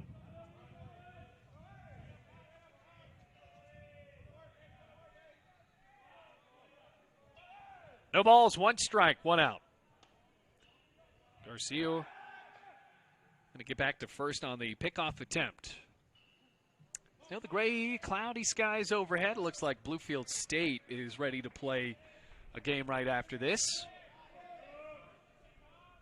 Rams unfortunately dropped the game in the Battle of the Bluefields this year.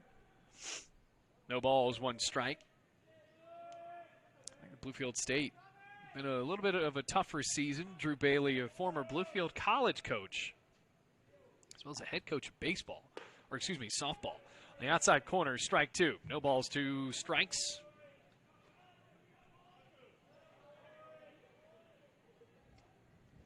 Well, the scoreboard hasn't been perfect today.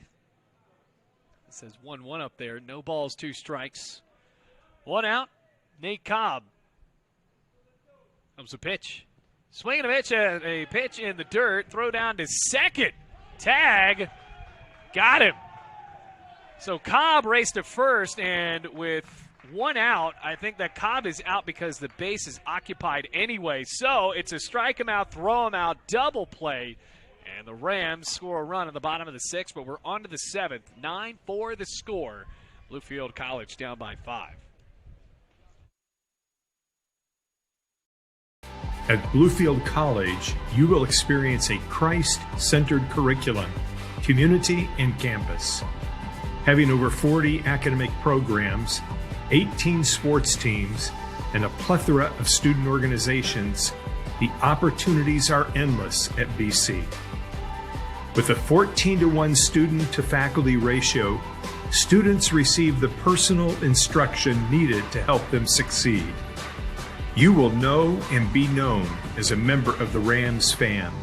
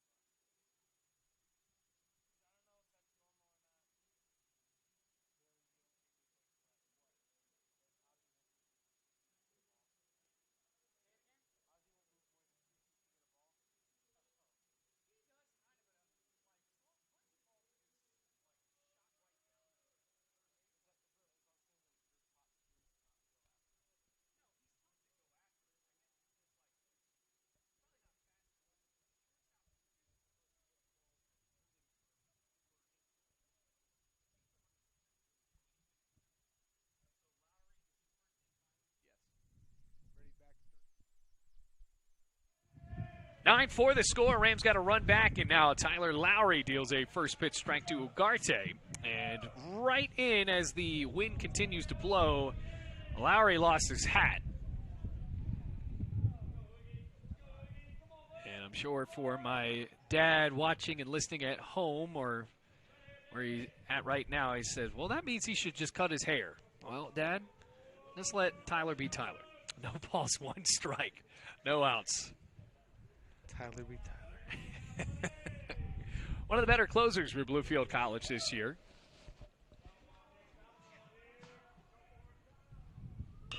Swing a chopper foul. No balls, two strikes. No outs. So Estep came in, pitched the final 2/3 of that sixth inning, but wow, 6 runs on the board. Just seems like Reinhardt had the ability to run away with this one, but Lowry, can he keep it close? As a swing at a high fly ball, staying in the ballpark, shallow center. Cobb dives in and makes the catch. Nate Cobb caught a ball that was destined to fall into no man's land for a base hit, but Andres Ugarte robbed of a knock here in the 7th inning. And all that for an F8 fort, the first out of the 7th.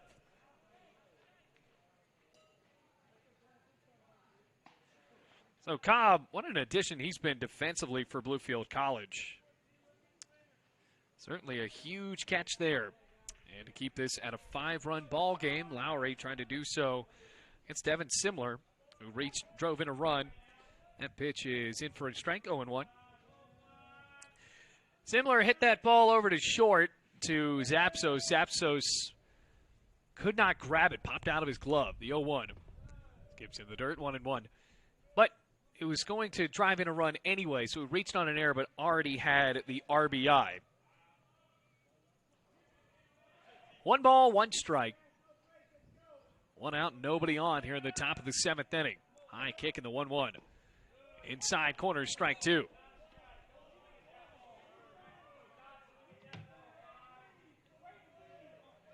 And home plate umpire Devin Simler not really agreeing on what should be called a strike. Ball and 2 strikes with 1 out. Here's the offer. Skips in the dirt, 2 balls, 2 strikes.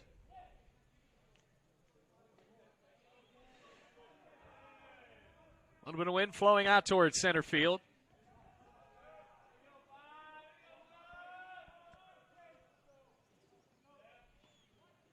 Simler already 2 RBIs today. The offer, swing and a foul tip, just got a piece of it, bodied off of Cardona. Keeps it at 2-2 with 1 out. This is the series finale. Reinhardt up by 5. Rams with 3 more chances to score 5 runs. But they got to make sure that Reinhardt stays at 9. Comes a 2-2. Swinging a foul tip again. Simler just got a piece of it. Keeps it at 2-2.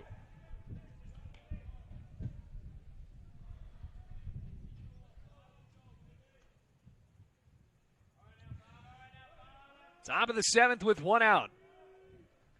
6-run at top of the 6th inning. I think that the toughest play was when Marcelletti fell down. Here's the 2-2. Skips in the dirt about 2 feet in front of home plate. 3 balls, 2 strikes. When Marcelletti fell down in between first and second, and the Rams were unable to get him out, and the runner in Jimenez scored from third.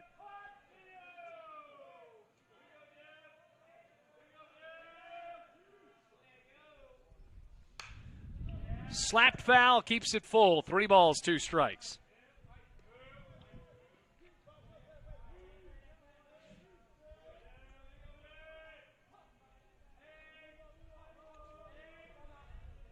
So the full count with 1 out. And nobody on. Simler trying to set the table potentially. Here's the payoff. Swinging a high chopper, could be trouble left side. Millette charges up, throws to first, got him. Great play by Ozzie Millette, ranging over to the left in front of Zapsos and still able to make the play. That's not a play we usually see Ozzie have to make after moving so far over to his own left. He's able to grab it for the 2nd out. So now 2 away. And Nick Sanders, with a single and a double today, steps up to the plate for the 4th time here on a Saturday. 9-4.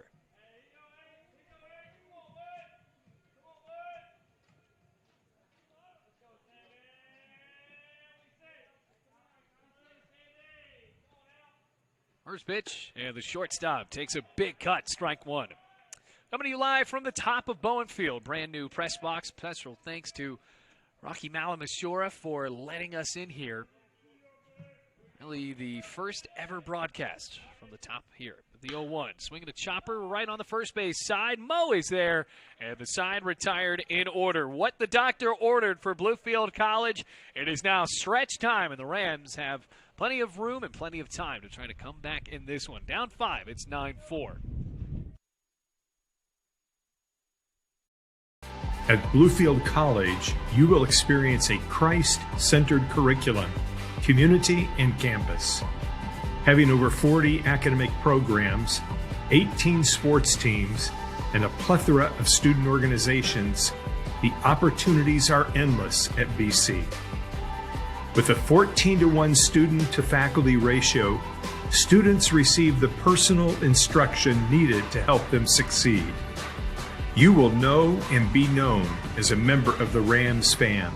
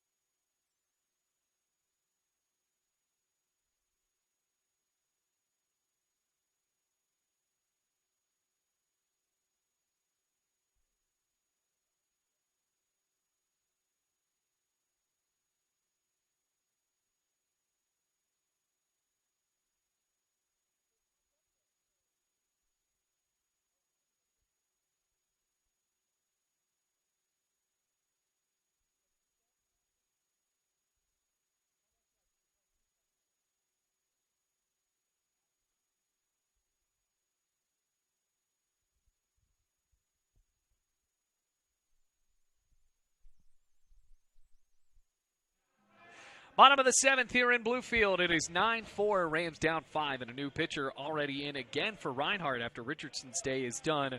2 hits, 1 run. It was earned with no walks and a strikeout after Nate Richardson. Here is Kevin Ross, 6'7" native of Kennesaw, Georgia, up against Ozzie Millette.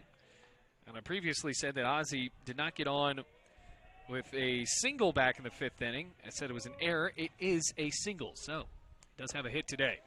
Outside corner, strike 1. Ozzie was hit by a pitch in the 3rd inning and also had a sacrifice fly for the game's first RBI back in the 1st. No balls in 1 strike. Ross deals. Swinging another bouncer on the third base side. Snagged on a hop by Mike White. Wow. I wonder if he can feel anything in his hands from the amount of times I've seen him do that. That's insane. I don't think so.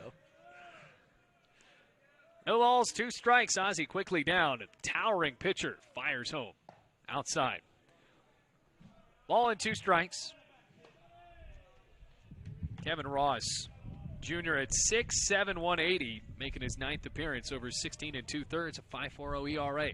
1-2. Millette just gets a piece of it. Keeps it at a ball and 2 strikes. Well, the big difference today was that 6th inning. 6 runs for Reinhardt, jolting them up to a 9-3 lead, and the Rams got 1 back in the bottom of the 6th. Now, in order to beat Reinhardt, it's going to be tough to score 10 runs. Here's the pitch, swinging another chopper down the third baseline, foul. Well, Bluefield, a very balanced lineup that can hit very well, but it is a very tall order to beat the number 23 team in the country. 1. To do that, which they did in the first game yesterday, 6-1. But to score, well, 10 runs against them would also be a very tall task. See if the Rams are able to get close to there. Down by 5. Here's the 1-2. Swinging a little flare into shallow right, stepping up Mora. He makes the catch for the first out. I don't know if you saw this, but the foul ball that was just hit, one of the baseball players for Reinhardt who ran, it was like he was running really fast. Yeah. And he grabbed the ball, and then he ran to the bullpen and hopped the fence. It was insane. Yeah, well, I was glad that he did that. And I tell you what, he was able to do that, and we didn't have to wait long for him to run all the way back to the dugout. So he hopped in the bullpen to make sure the at-bat was finished. Here's Clay Wisner. Watches that one down the pipe, strike 1. Count goes 0-1 to Wisner. Wisner is 1 for 3 today. Struck out swinging back in the 5th inning on that controversial check swing call that said he went around on a payoff pitch. Wisner bounces that one foul. Quickly down 0-2.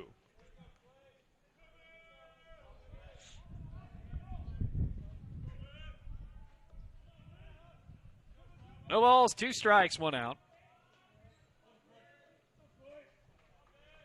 Rams down by 5 with nobody on in the bottom of the 7th inning.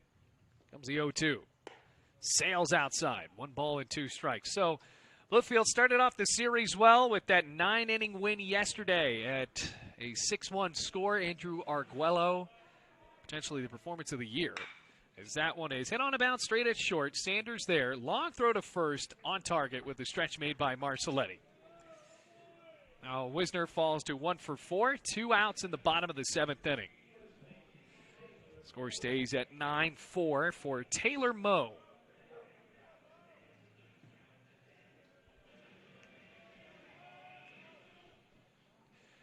Now with 2 away, Moe had that big 2-run single to give Bluefield College a 3-2 lead. Well, since then, it's been all Reinhardt, particularly that big 6th inning. We saw a big inning yesterday. Reinhardt, a couple of them in that second game. That one is fouled back, and that is the closest foul ball we've had to our press box here. It was just a bit low, and I'm not complaining about it. A ball and a strike. According to the GM for the Ridge Runners, there have been no balls coming in here. Right, and that's also because this press box is like 3 weeks old. Outside corner. He said it hasn't happened yet. I'm like, well, it's bound to happen. These windows, now particularly, the windows aren't all the way done yet because obviously there's no glass. So that was a 1-2 to Moe, and it's high, 2 balls, 2 strikes. So there's going to be, but right now it's just we're kind of having to keep our head on a swivel and pay attention to the game intently, as we would anyway. Make sure these balls don't hit us. 2-2. Swinging a rip, right field, skips through for another 2-out base hit for Taylor Moe. And a single for Moe for Elijah Lewis to come up next, who's 0 for 3 here in Game 3 of the series.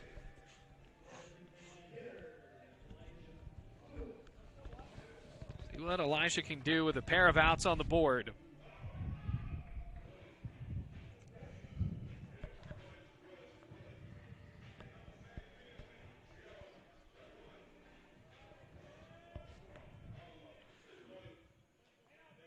Lewis grounded out to third, popped up to third, and also flew out to center field.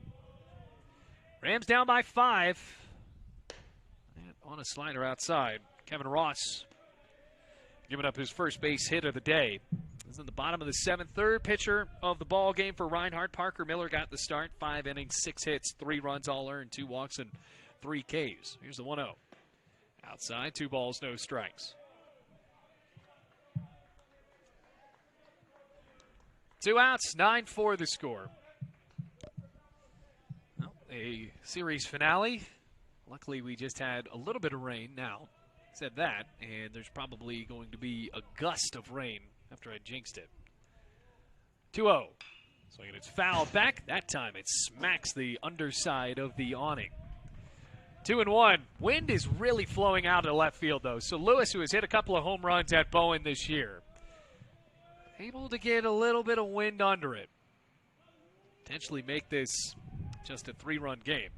That pitch is high. 3 balls, 1 strike. 2 outs, a man on at first.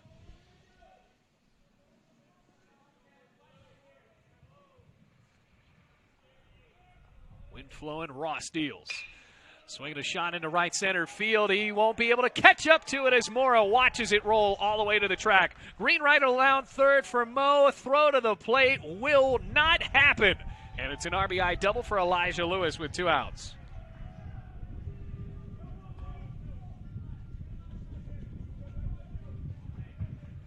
So it's 9-5, a 4-run ball game. Bluefield not out of this one just yet, as the wind continues to swirl around here at City Park.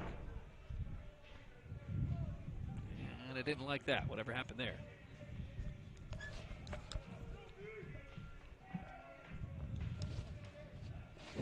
You heard that thud, right? Yeah, I think it was just a piece of plywood. Okay. Those don't hurt if they get thrown around in the wind, too, so that's fine. I say they don't hurt when they hit you, maybe, but...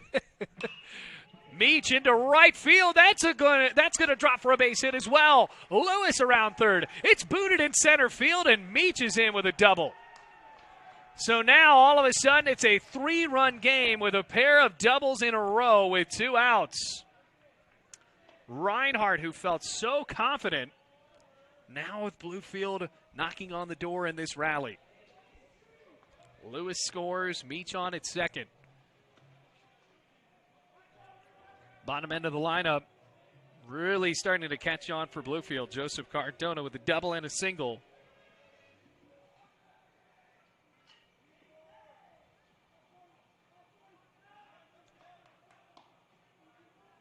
Meach, small lead at second. First pitch curves into the strike zone, strike 1. So no balls and 1 strike with 2 outs. Bluefield with a pair of 2-out doubles. Cardona already has a double today. Maldonado representing him came home to score. Another double would make this a 2-run game. Tying run is on deck, potentially. Rams have already scored 2 runs here in the bottom of the 7th inning. Kevin Ross in the bullpen. The task at hand to keep Bluefield at bay. Comes the 0-1. Swing and a miss. Bloom passed him on a fastball. No balls and 2 strikes.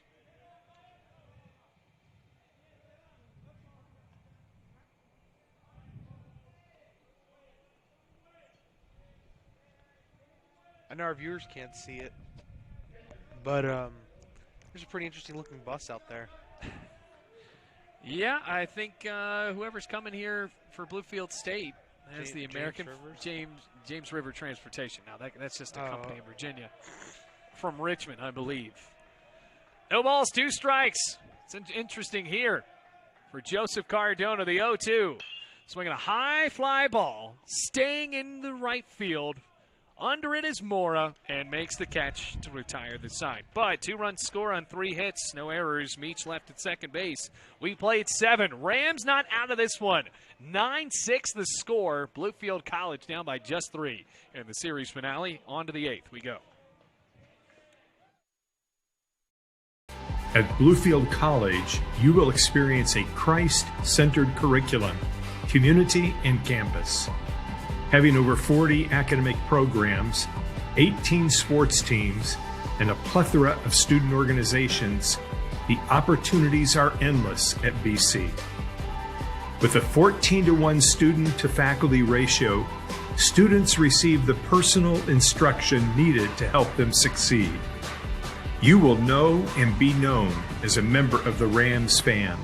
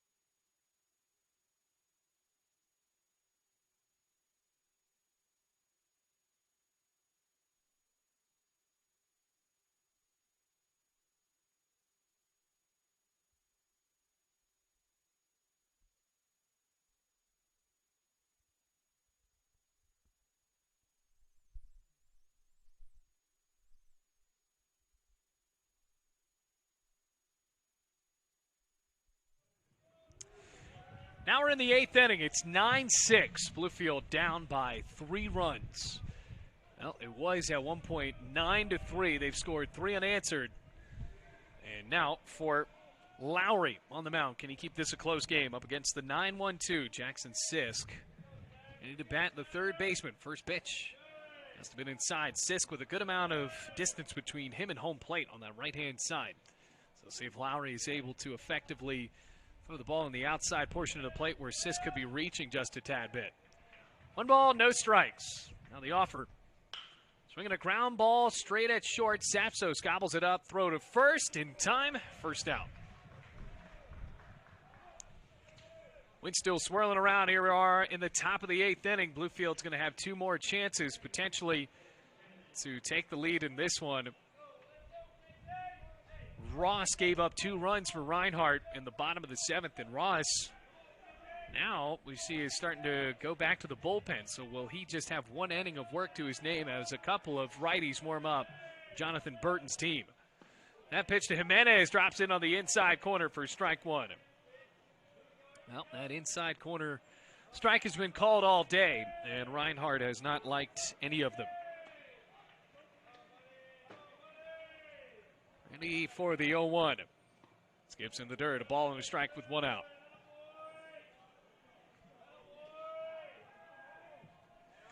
One away with the wind flowing out towards center. Jimenez got his first hit of the ball game back in the 6th, and it was a big one. Drove in a run on a single.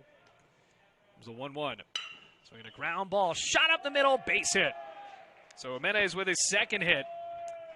And another single to set the table for Jacob Profit, who has been tremendous in the lineup today for Reinhardt. Profit has 3 RBIs, 3 hits. He's 3 for 4. Double, a single, couple of singles actually. On the Rams, hoping for a double play to get them out of this inning to go into the bottom of the 8th unscathed. There's been a ton of hits in this one, 20 combined, and interestingly enough, 11 for Bluefield. As Lowry now has to look over his shoulder, Jimenez steps off at first base. And the first pitch to Profit. Boy, took a big cut on a pitch that was well out of the zone. Strike 1. Profit with that double in the 5th inning drove in a run that skipped all the way to the wall.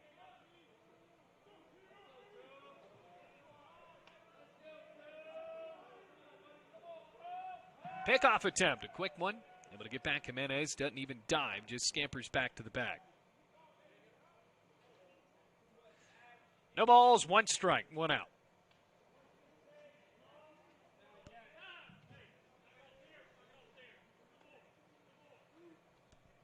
And time called, and I think there's a little bit of barking from the Bluefield dugout. And the home plate umpire didn't say anything, but the first base umpire has been the one to really get into it with Mike White today. For the 0-1. And it's high and inside. A ball and a strike with 1 out.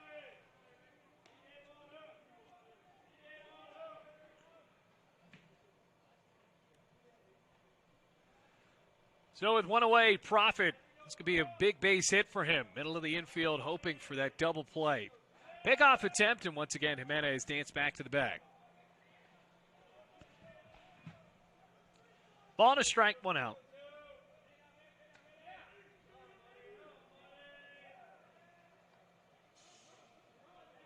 Three-run lead. It was 9-3 at one point. Now 9-6 in the top of the 8th. Breaking ball, boy, where did that miss? Just a bit high and tight. 2 balls, 1 strike. Maybe a bit high.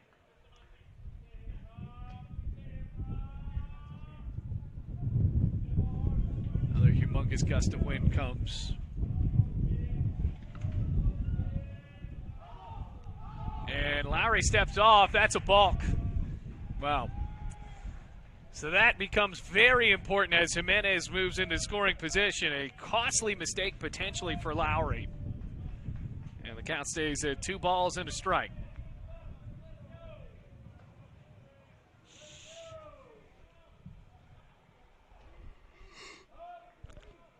So a 2-1, Profit ready. Runner in scoring position, shows bunt, did not pull back, trying to slap it down the first baseline. Count goes to 2-2, so we'll see here. The ideology with bunting on 2 strikes has evolved a little bit more favorably in the past 10 years or so, but still a risky move. Trying to scoot Jimenez over to third with 1 away. Profit. Jimenez takes off, swinging a line drive up the middle, skips on the dirt. Jimenez will run around third, throw to first in time, throw home. Not there. So it will be an RBI for Profit, and it's 10-6 for Reinhardt. Good job by Wisner on his throw to first. But now it is 10-6. Good piece of base running there for Jimenez on the hit and run. And Jonathan Burton's got to be excited about how his team just executed that. So 10-6 the score. Top of the 8th.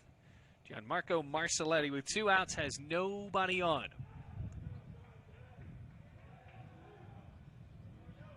First pitch to him. Swinging a rip down the left field line and foul. Boy, he has tremendous pull power that he has really put on the show here in the past 2 games. Hit a home run yesterday, and this is the guy with the most pop in the lineup for Reinhardt. He had a ball hit back in the 5th inning. It was eventually called foul, and he eventually got on the base pass being hit by a pitch, I think 2 pitches later. But launched a ball down the left field line, and it really was a very tough call to say that that ball was foul. Here comes the 0-1. Skips away in the dirt. 1 ball and 1 strike with 2 outs here in the top of the 8th. It's 10-6 in favor of Reinhardt.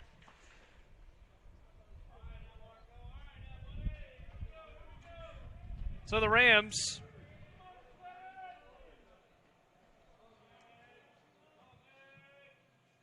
now would need to score 11 to win. Big cut and a miss. And strike 2. Ball and 2 strikes, and that wind is really flowing out towards left field. A dangerous hitter to do so in Marcelletti. Ball and 2 strikes with 2 outs. On the mound, and Fowler steps off. Well, that balk ends up being a huge call. Jimenez moved from first to second, and then on that ground ball up the middle, he was able to score 1-2. Popped up, foul territory, right side. Cardona calls for it, and the catcher grabs it for the 3rd out. When a run scores, on one hit. No errors and nobody left on. We have played 7.5 on to the bottom of the 8th. Bluefield down by 4. It's 10-6.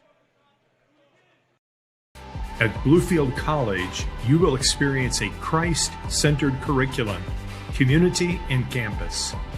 Having over 40 academic programs, 18 sports teams, and a plethora of student organizations, the opportunities are endless at BC. With a 14-to-1 student-to-faculty ratio, students receive the personal instruction needed to help them succeed. You will know and be known as a member of the Rams fam.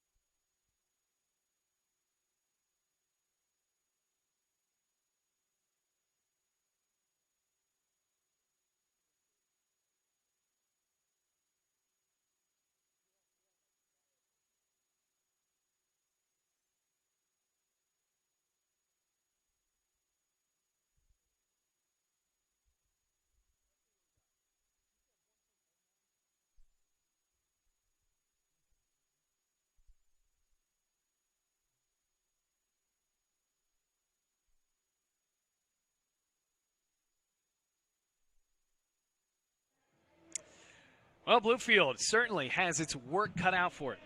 10-6 the score. Bottom of the 8th. Down by 4 here. 9-1-2 due up.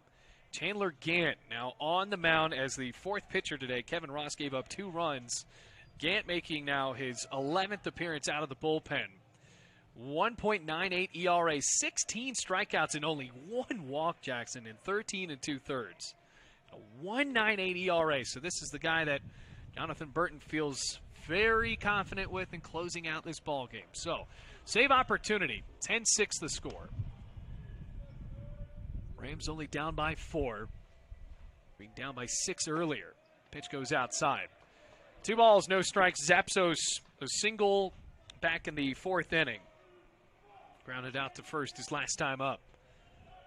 Count it 2-0. That was the pitch. Called a strike, 2-1. Rams going to have Zapsos, Garcia, and Nate Cobb all due up. But Bluefield College trying to surge back after being down at 1.9-3. That cut it down to 9-6, but a run came into the 8th. As Zapsos skies that one foul, left side and out of play into the concourse. Actually lands right on top of the press box. Now, the old press box and the old concession stand. We're in the new press box. 2 balls, 2 strikes, no outs. 10-6 the score. Gant, the righty, fires. Inside corner, ringing him up, strike 3. First strikeout for Gant. That's a great way to start out the bottom of the 8th for Reinhardt, who are now 5 outs away from winning the series. Kevin Ross, final line, by the way, an inning, 3 hits, 2 runs, both earned, no walks, no strikeouts. First pitch to Garcia is a breaking ball in the inside corner, strike 1. Well, these inside corners have really eaten up both teams today.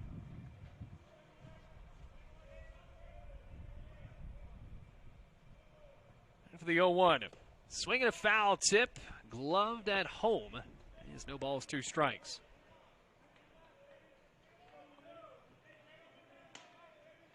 (10-6) is the score. Jeremy Garcia waiting on the left side of the 0-2.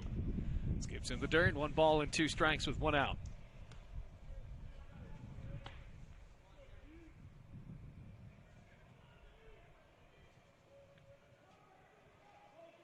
Nobody on. Rams in desperate need of a base hit. 1-2.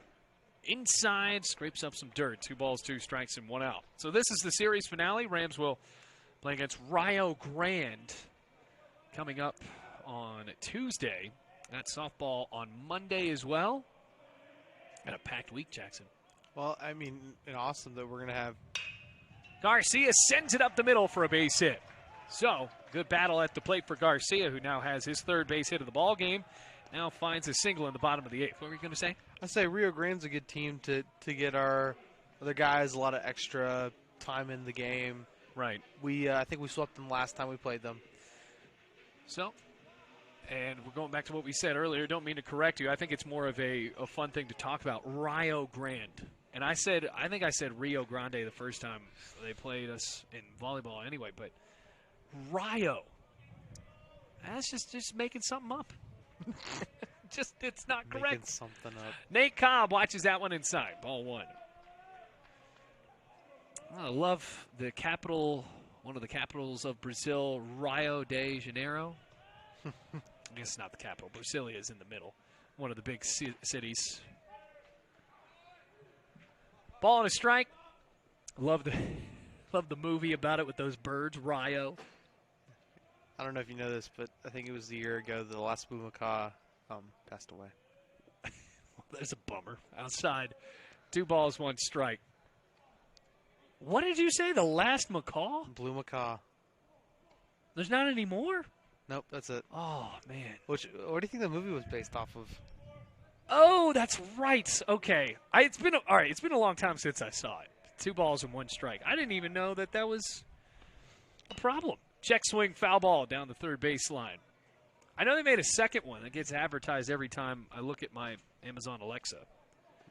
Shout out to, as we're speaking of birds, shout out to my coach.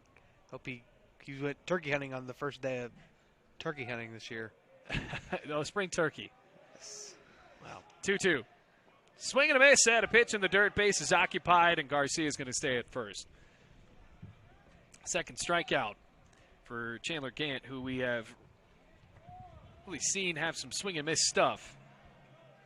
Ozzie Millette up to the plate for Bluefield with 2 outs. Rams were able to cram a couple of doubles with 2 outs in that last inning. Here we are in the bottom of the 8th. It is 10-6, though.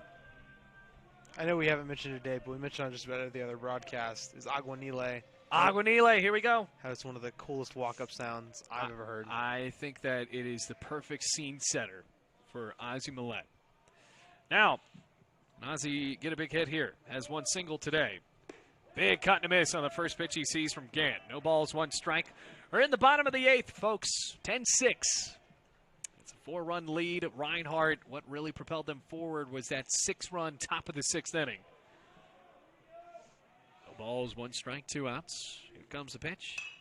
Shoots it foul down the right side, out of play. No balls, 2 strikes. That one surges into the forest. So now the Rams down to their final strike in the bottom of the 8th inning.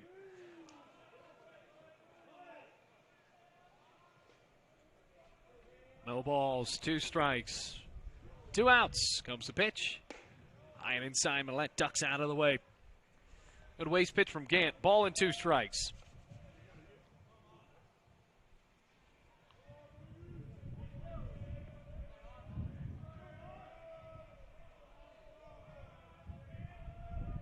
Comes the offer. Swinging a liner, laced right at short, and Sanders makes the catch for the final out. So no runs on a hit, no errors, and 1 man left on. We've played 8 on to the 9th inning. It is 10-6 Reinhardt. At Bluefield College, you will experience a Christ-centered curriculum, community, and campus. Having over 40 academic programs, 18 sports teams, and a plethora of student organizations, the opportunities are endless at BC. With a 14-to-1 student-to-faculty ratio, students receive the personal instruction needed to help them succeed. You will know and be known as a member of the Rams fam.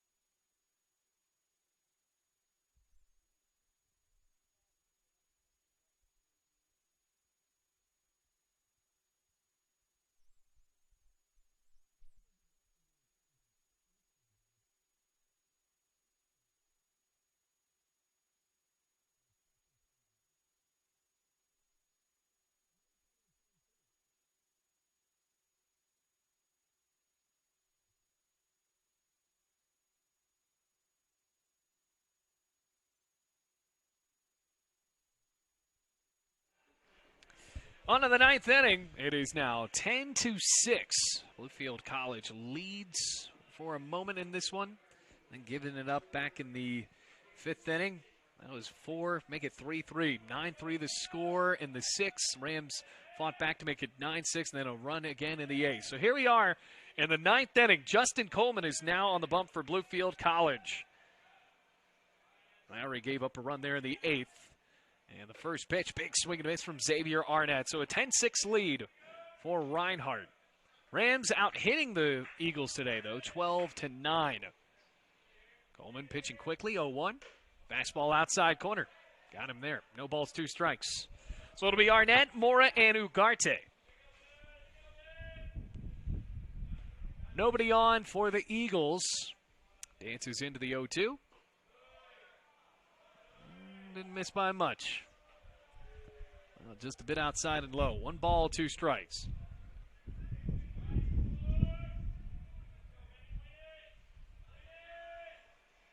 Coleman shaking his head no, nods, and fires away. That missed low. 2 balls, 2 strikes, no outs. Playing in the ninth inning, series finale. Rams, when they come back into the bottom of the ninth, they're going to have Wisner, Moe, and Lewis all due up. 2-2. Inside and low. 3 balls, 2 strikes. Yeah, the more and more I think about it, you're right about Yuga starting anywhere in the lineup, and all of them will get on base. Payoff. Missed by an inch. Boy, that is a tough sequence there for Coleman. Yeah, and I think that, though, you could say that for Reinhardt as well. I mean, every single batter in the lineup has reached today. And that's why you see they've scored 10 runs. So a walk to start off the top of the ninth inning. Albert Mora, who has reached twice on a fielder's choice, and a hit by pitch. He batted twice in the sixth inning. First pitch cracks on the outside corner to the righty. No balls, 1 strike, no outs, and a runner at first in a 10-6 ball game. Wind has continued to sail out towards left field.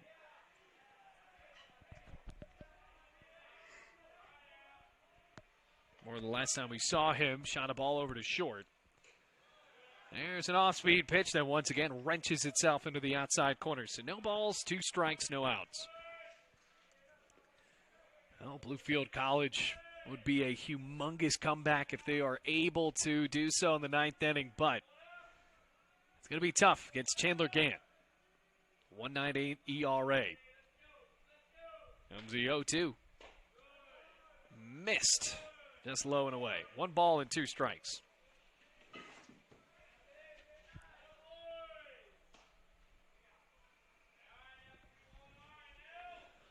Oh, the ball and 2 strikes. Ready for the offer. Swinging a line shot into right field. Meach on the run. He won't be able to catch up to it. It skips all the way to the wall. Around second and on to third. Arnett and Albert Mora is in with a stand-up double. So now, well, for Reinhardt, situation here, I mean, 4 runs is already pretty tough to come back from, but against a team like Reinhardt, it is seemingly impossible to come back from what could be a 6-run deficit with a hit here from Ugarte. No outs, infield in. Bluefield realizing that. There's a righty warming up in the bullpen for Reinhardt should Gant not be called on to the 9th inning.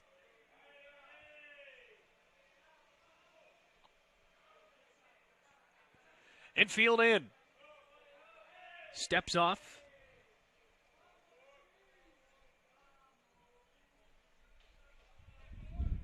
Rams won the first game 6-1. Now in danger of dropping the next 2.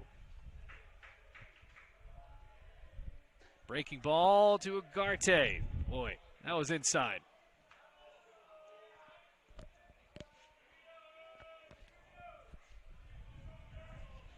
Ball and no strikes. Coleman. Maryville, Tennessee. Deals 1-0. Outside corner. Right back into the zone and 1-1. Really has hit a bit of a standstill here all the way back in that 6th inning. I mean, 10-6 the score with 6 runs in 1 inning. Comes a 1-1. And it's low. So, Bluefield has been pulverized by a couple of big innings in these past couple of games.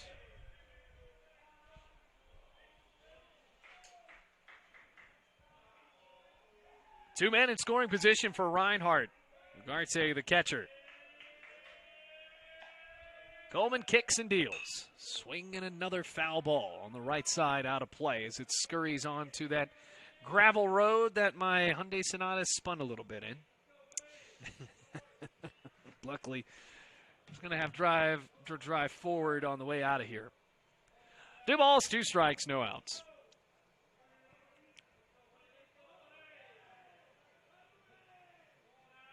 Field in and the pitch.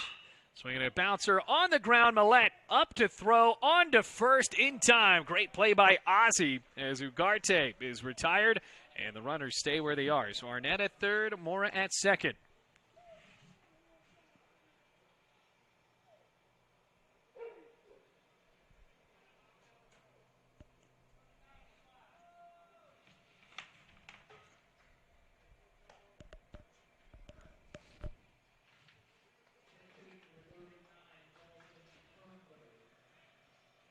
So Turnbow is now the pinch hitter in the place of Simler. So we saw Simler earlier. And now Turnbow returns to the series for the first time since the first game where he was the DH. First pitch to Turnbow. Watches outside, ball 1.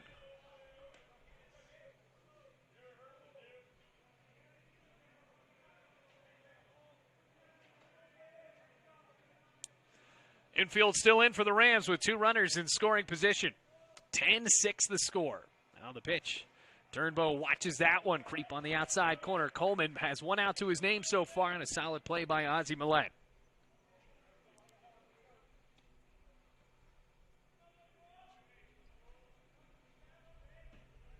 One ball, 1 strike.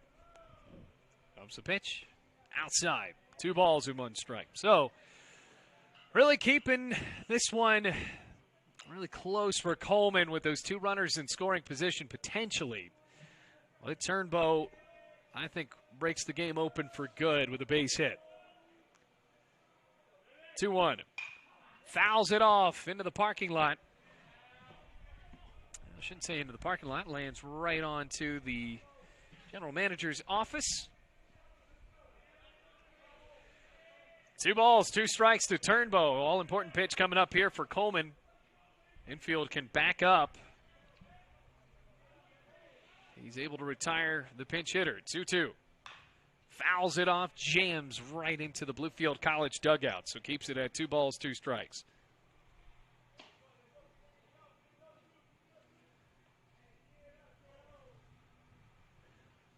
Reinhardt come back on defense 3 outs away from winning the series. They have to deal with the big part of the Rams lineup.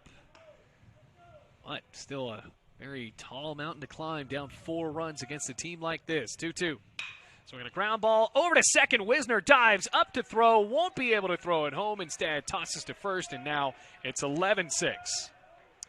Now, the infield was in for a play like that, but it was hit just so hard that, well, Wisner, even though he gloved it, would not have been able to go home. Arnett had a big enough hop, and now 11-6. Turnbow comes in with a pinch hit RBI.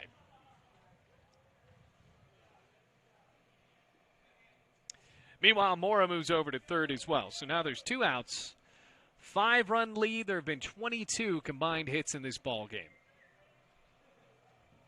Nick Sanders has 2 of those. First pitch, and it's called a strike. Sanders with a double and a run scored back in the 6th inning. Drove in a run in the 2nd. That was a runner at third with 2 gone. Justin Coleman started off the inning with a walk and then gave up a double. Fouled back, just almost sneaking over the screen. No balls, 2 strikes, 2 outs.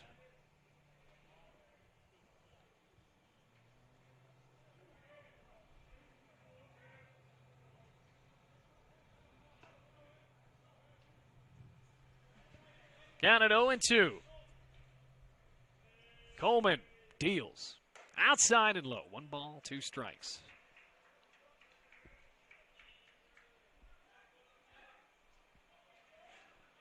Well, rain clouds overhead. Bluefield trying to get out of this 9th inning. Trying to come back in the bottom. Pitch. Swing and a miss. Strike 3. Coleman gets his first strikeout and ends the top of the 9th, but a run scores on 1 hit, no errors. A man left at third base. We're on to the bottom of the 9th. Rams down by 5. It's 11-6 here in the series finale. At Bluefield College, you will experience a Christ-centered curriculum, community, and campus. Having over 40 academic programs, 18 sports teams, and a plethora of student organizations, the opportunities are endless at BC. With a 14-to-1 student-to-faculty ratio, students receive the personal instruction needed to help them succeed. You will know and be known as a member of the Rams fam.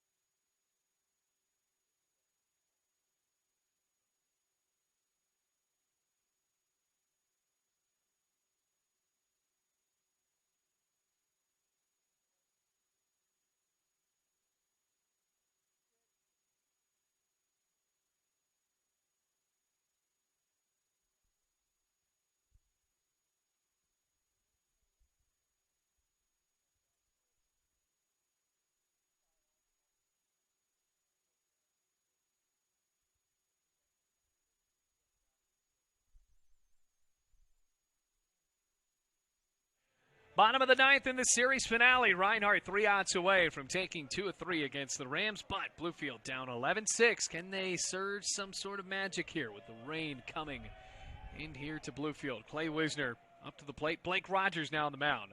And the first pitch with that over-the-top fastball delivery outside. 1 ball, no strikes. We saw Rogers yesterday for Reinhardt. It's been a showcase of the bullpen after Parker Miller got a solid start. 5 innings. That pitch from Wisner. Rounded over to short. Sanders rifles to first in time. Now there's one away. So, Reinhardt, big story of the day. 6 runs in that 6th inning. Rams were down 9-3, and they made it reasonably close at 9-3, or excuse me, 9-6. And then 2 more runs coming across. Here's Taylor Moe. 2 singles today, 2 RBIs, and a run scored. Here's the pitch. Just a bit outside. 1 ball, no strikes.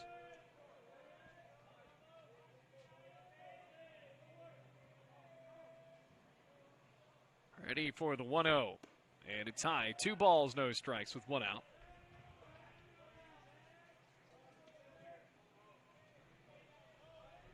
Five-run lead for Reinhardt. They won the second game yesterday 9-1.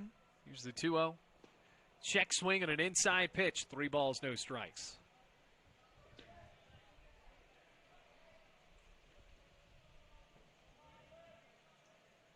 A wind that has been circling around all day.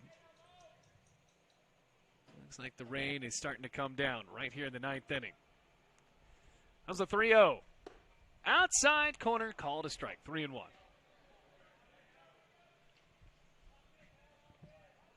Feel bad for the people for Bluefield State. Yep.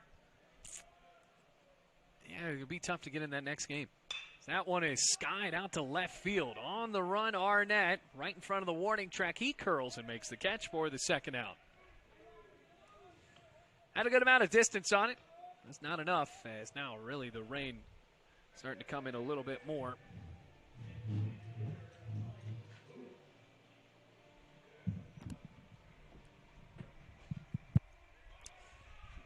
So now at a 5-run ball game. Elijah Lewis, one of the last chances for Bluefield. It's 11-6.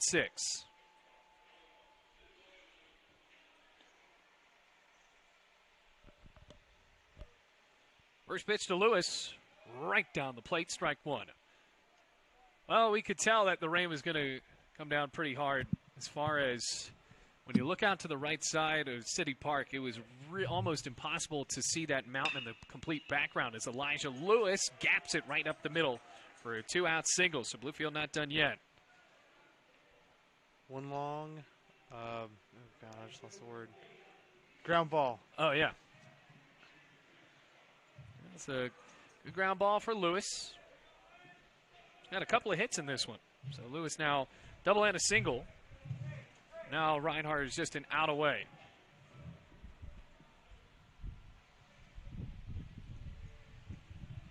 Well, the rain couldn't have waited just about 15 more minutes. Here's the pitch. Swing and a miss. Strike 1. No balls, 1 strike, 2 outs.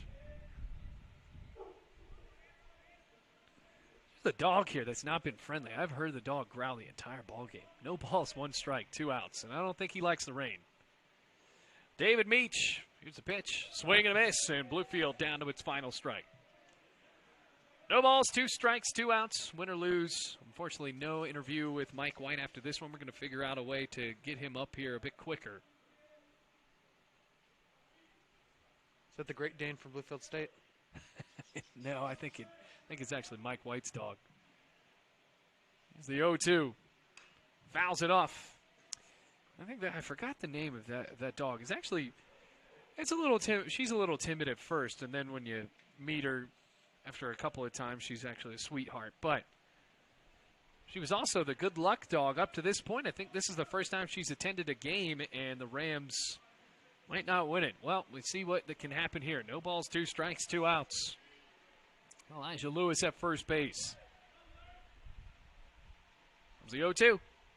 Breaks away from Ugarte all the way back to the backstop, and Elijah Lewis trots over to second on the wild pitch. I thought he was going to try to steal third, too. Yeah, that was a pretty big hop.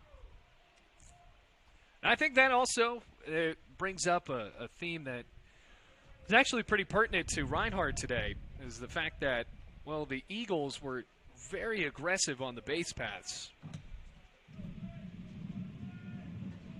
So with 2 strikes. Now the Pitch. Lewis will get a big jump on that one. Meach into center field. Kicked around by the center fielder. And here comes Lewis. Rams not done yet. It's 11-7. So David Meach, an RBI single. Bluefield only down by 4 at this point. And with the wind and rain really pounding down at Bowen Field, they're still trying to play baseball. Rogers staying on the mound. 2 outs. Meach was down to his final strike, drove in yet another run. And Meach already has now 2 RBIs. So Joseph Cardona, Rams still alive. Cardona pops it up right side towards the dugout. Marcelletti, well, can't find it as the ball hit the top end of the Coppinger room. No balls and 1 strike with 2 outs. Well, I gotta hand it to Rocky for getting us up here. If we were in our normal spot, there's no way we could have finished the broadcast today. How much rain is really pounding down, so hopefully we can come up here next week as well. Here's the 0-1. High and away, 1 ball and 1 strike.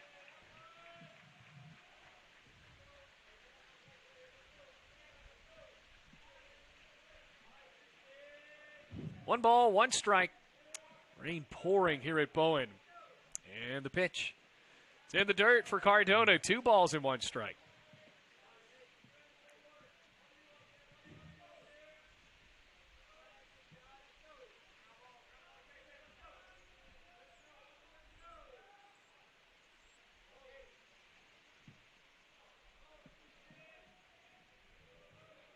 Cardona sent a couple of pitches on rides today.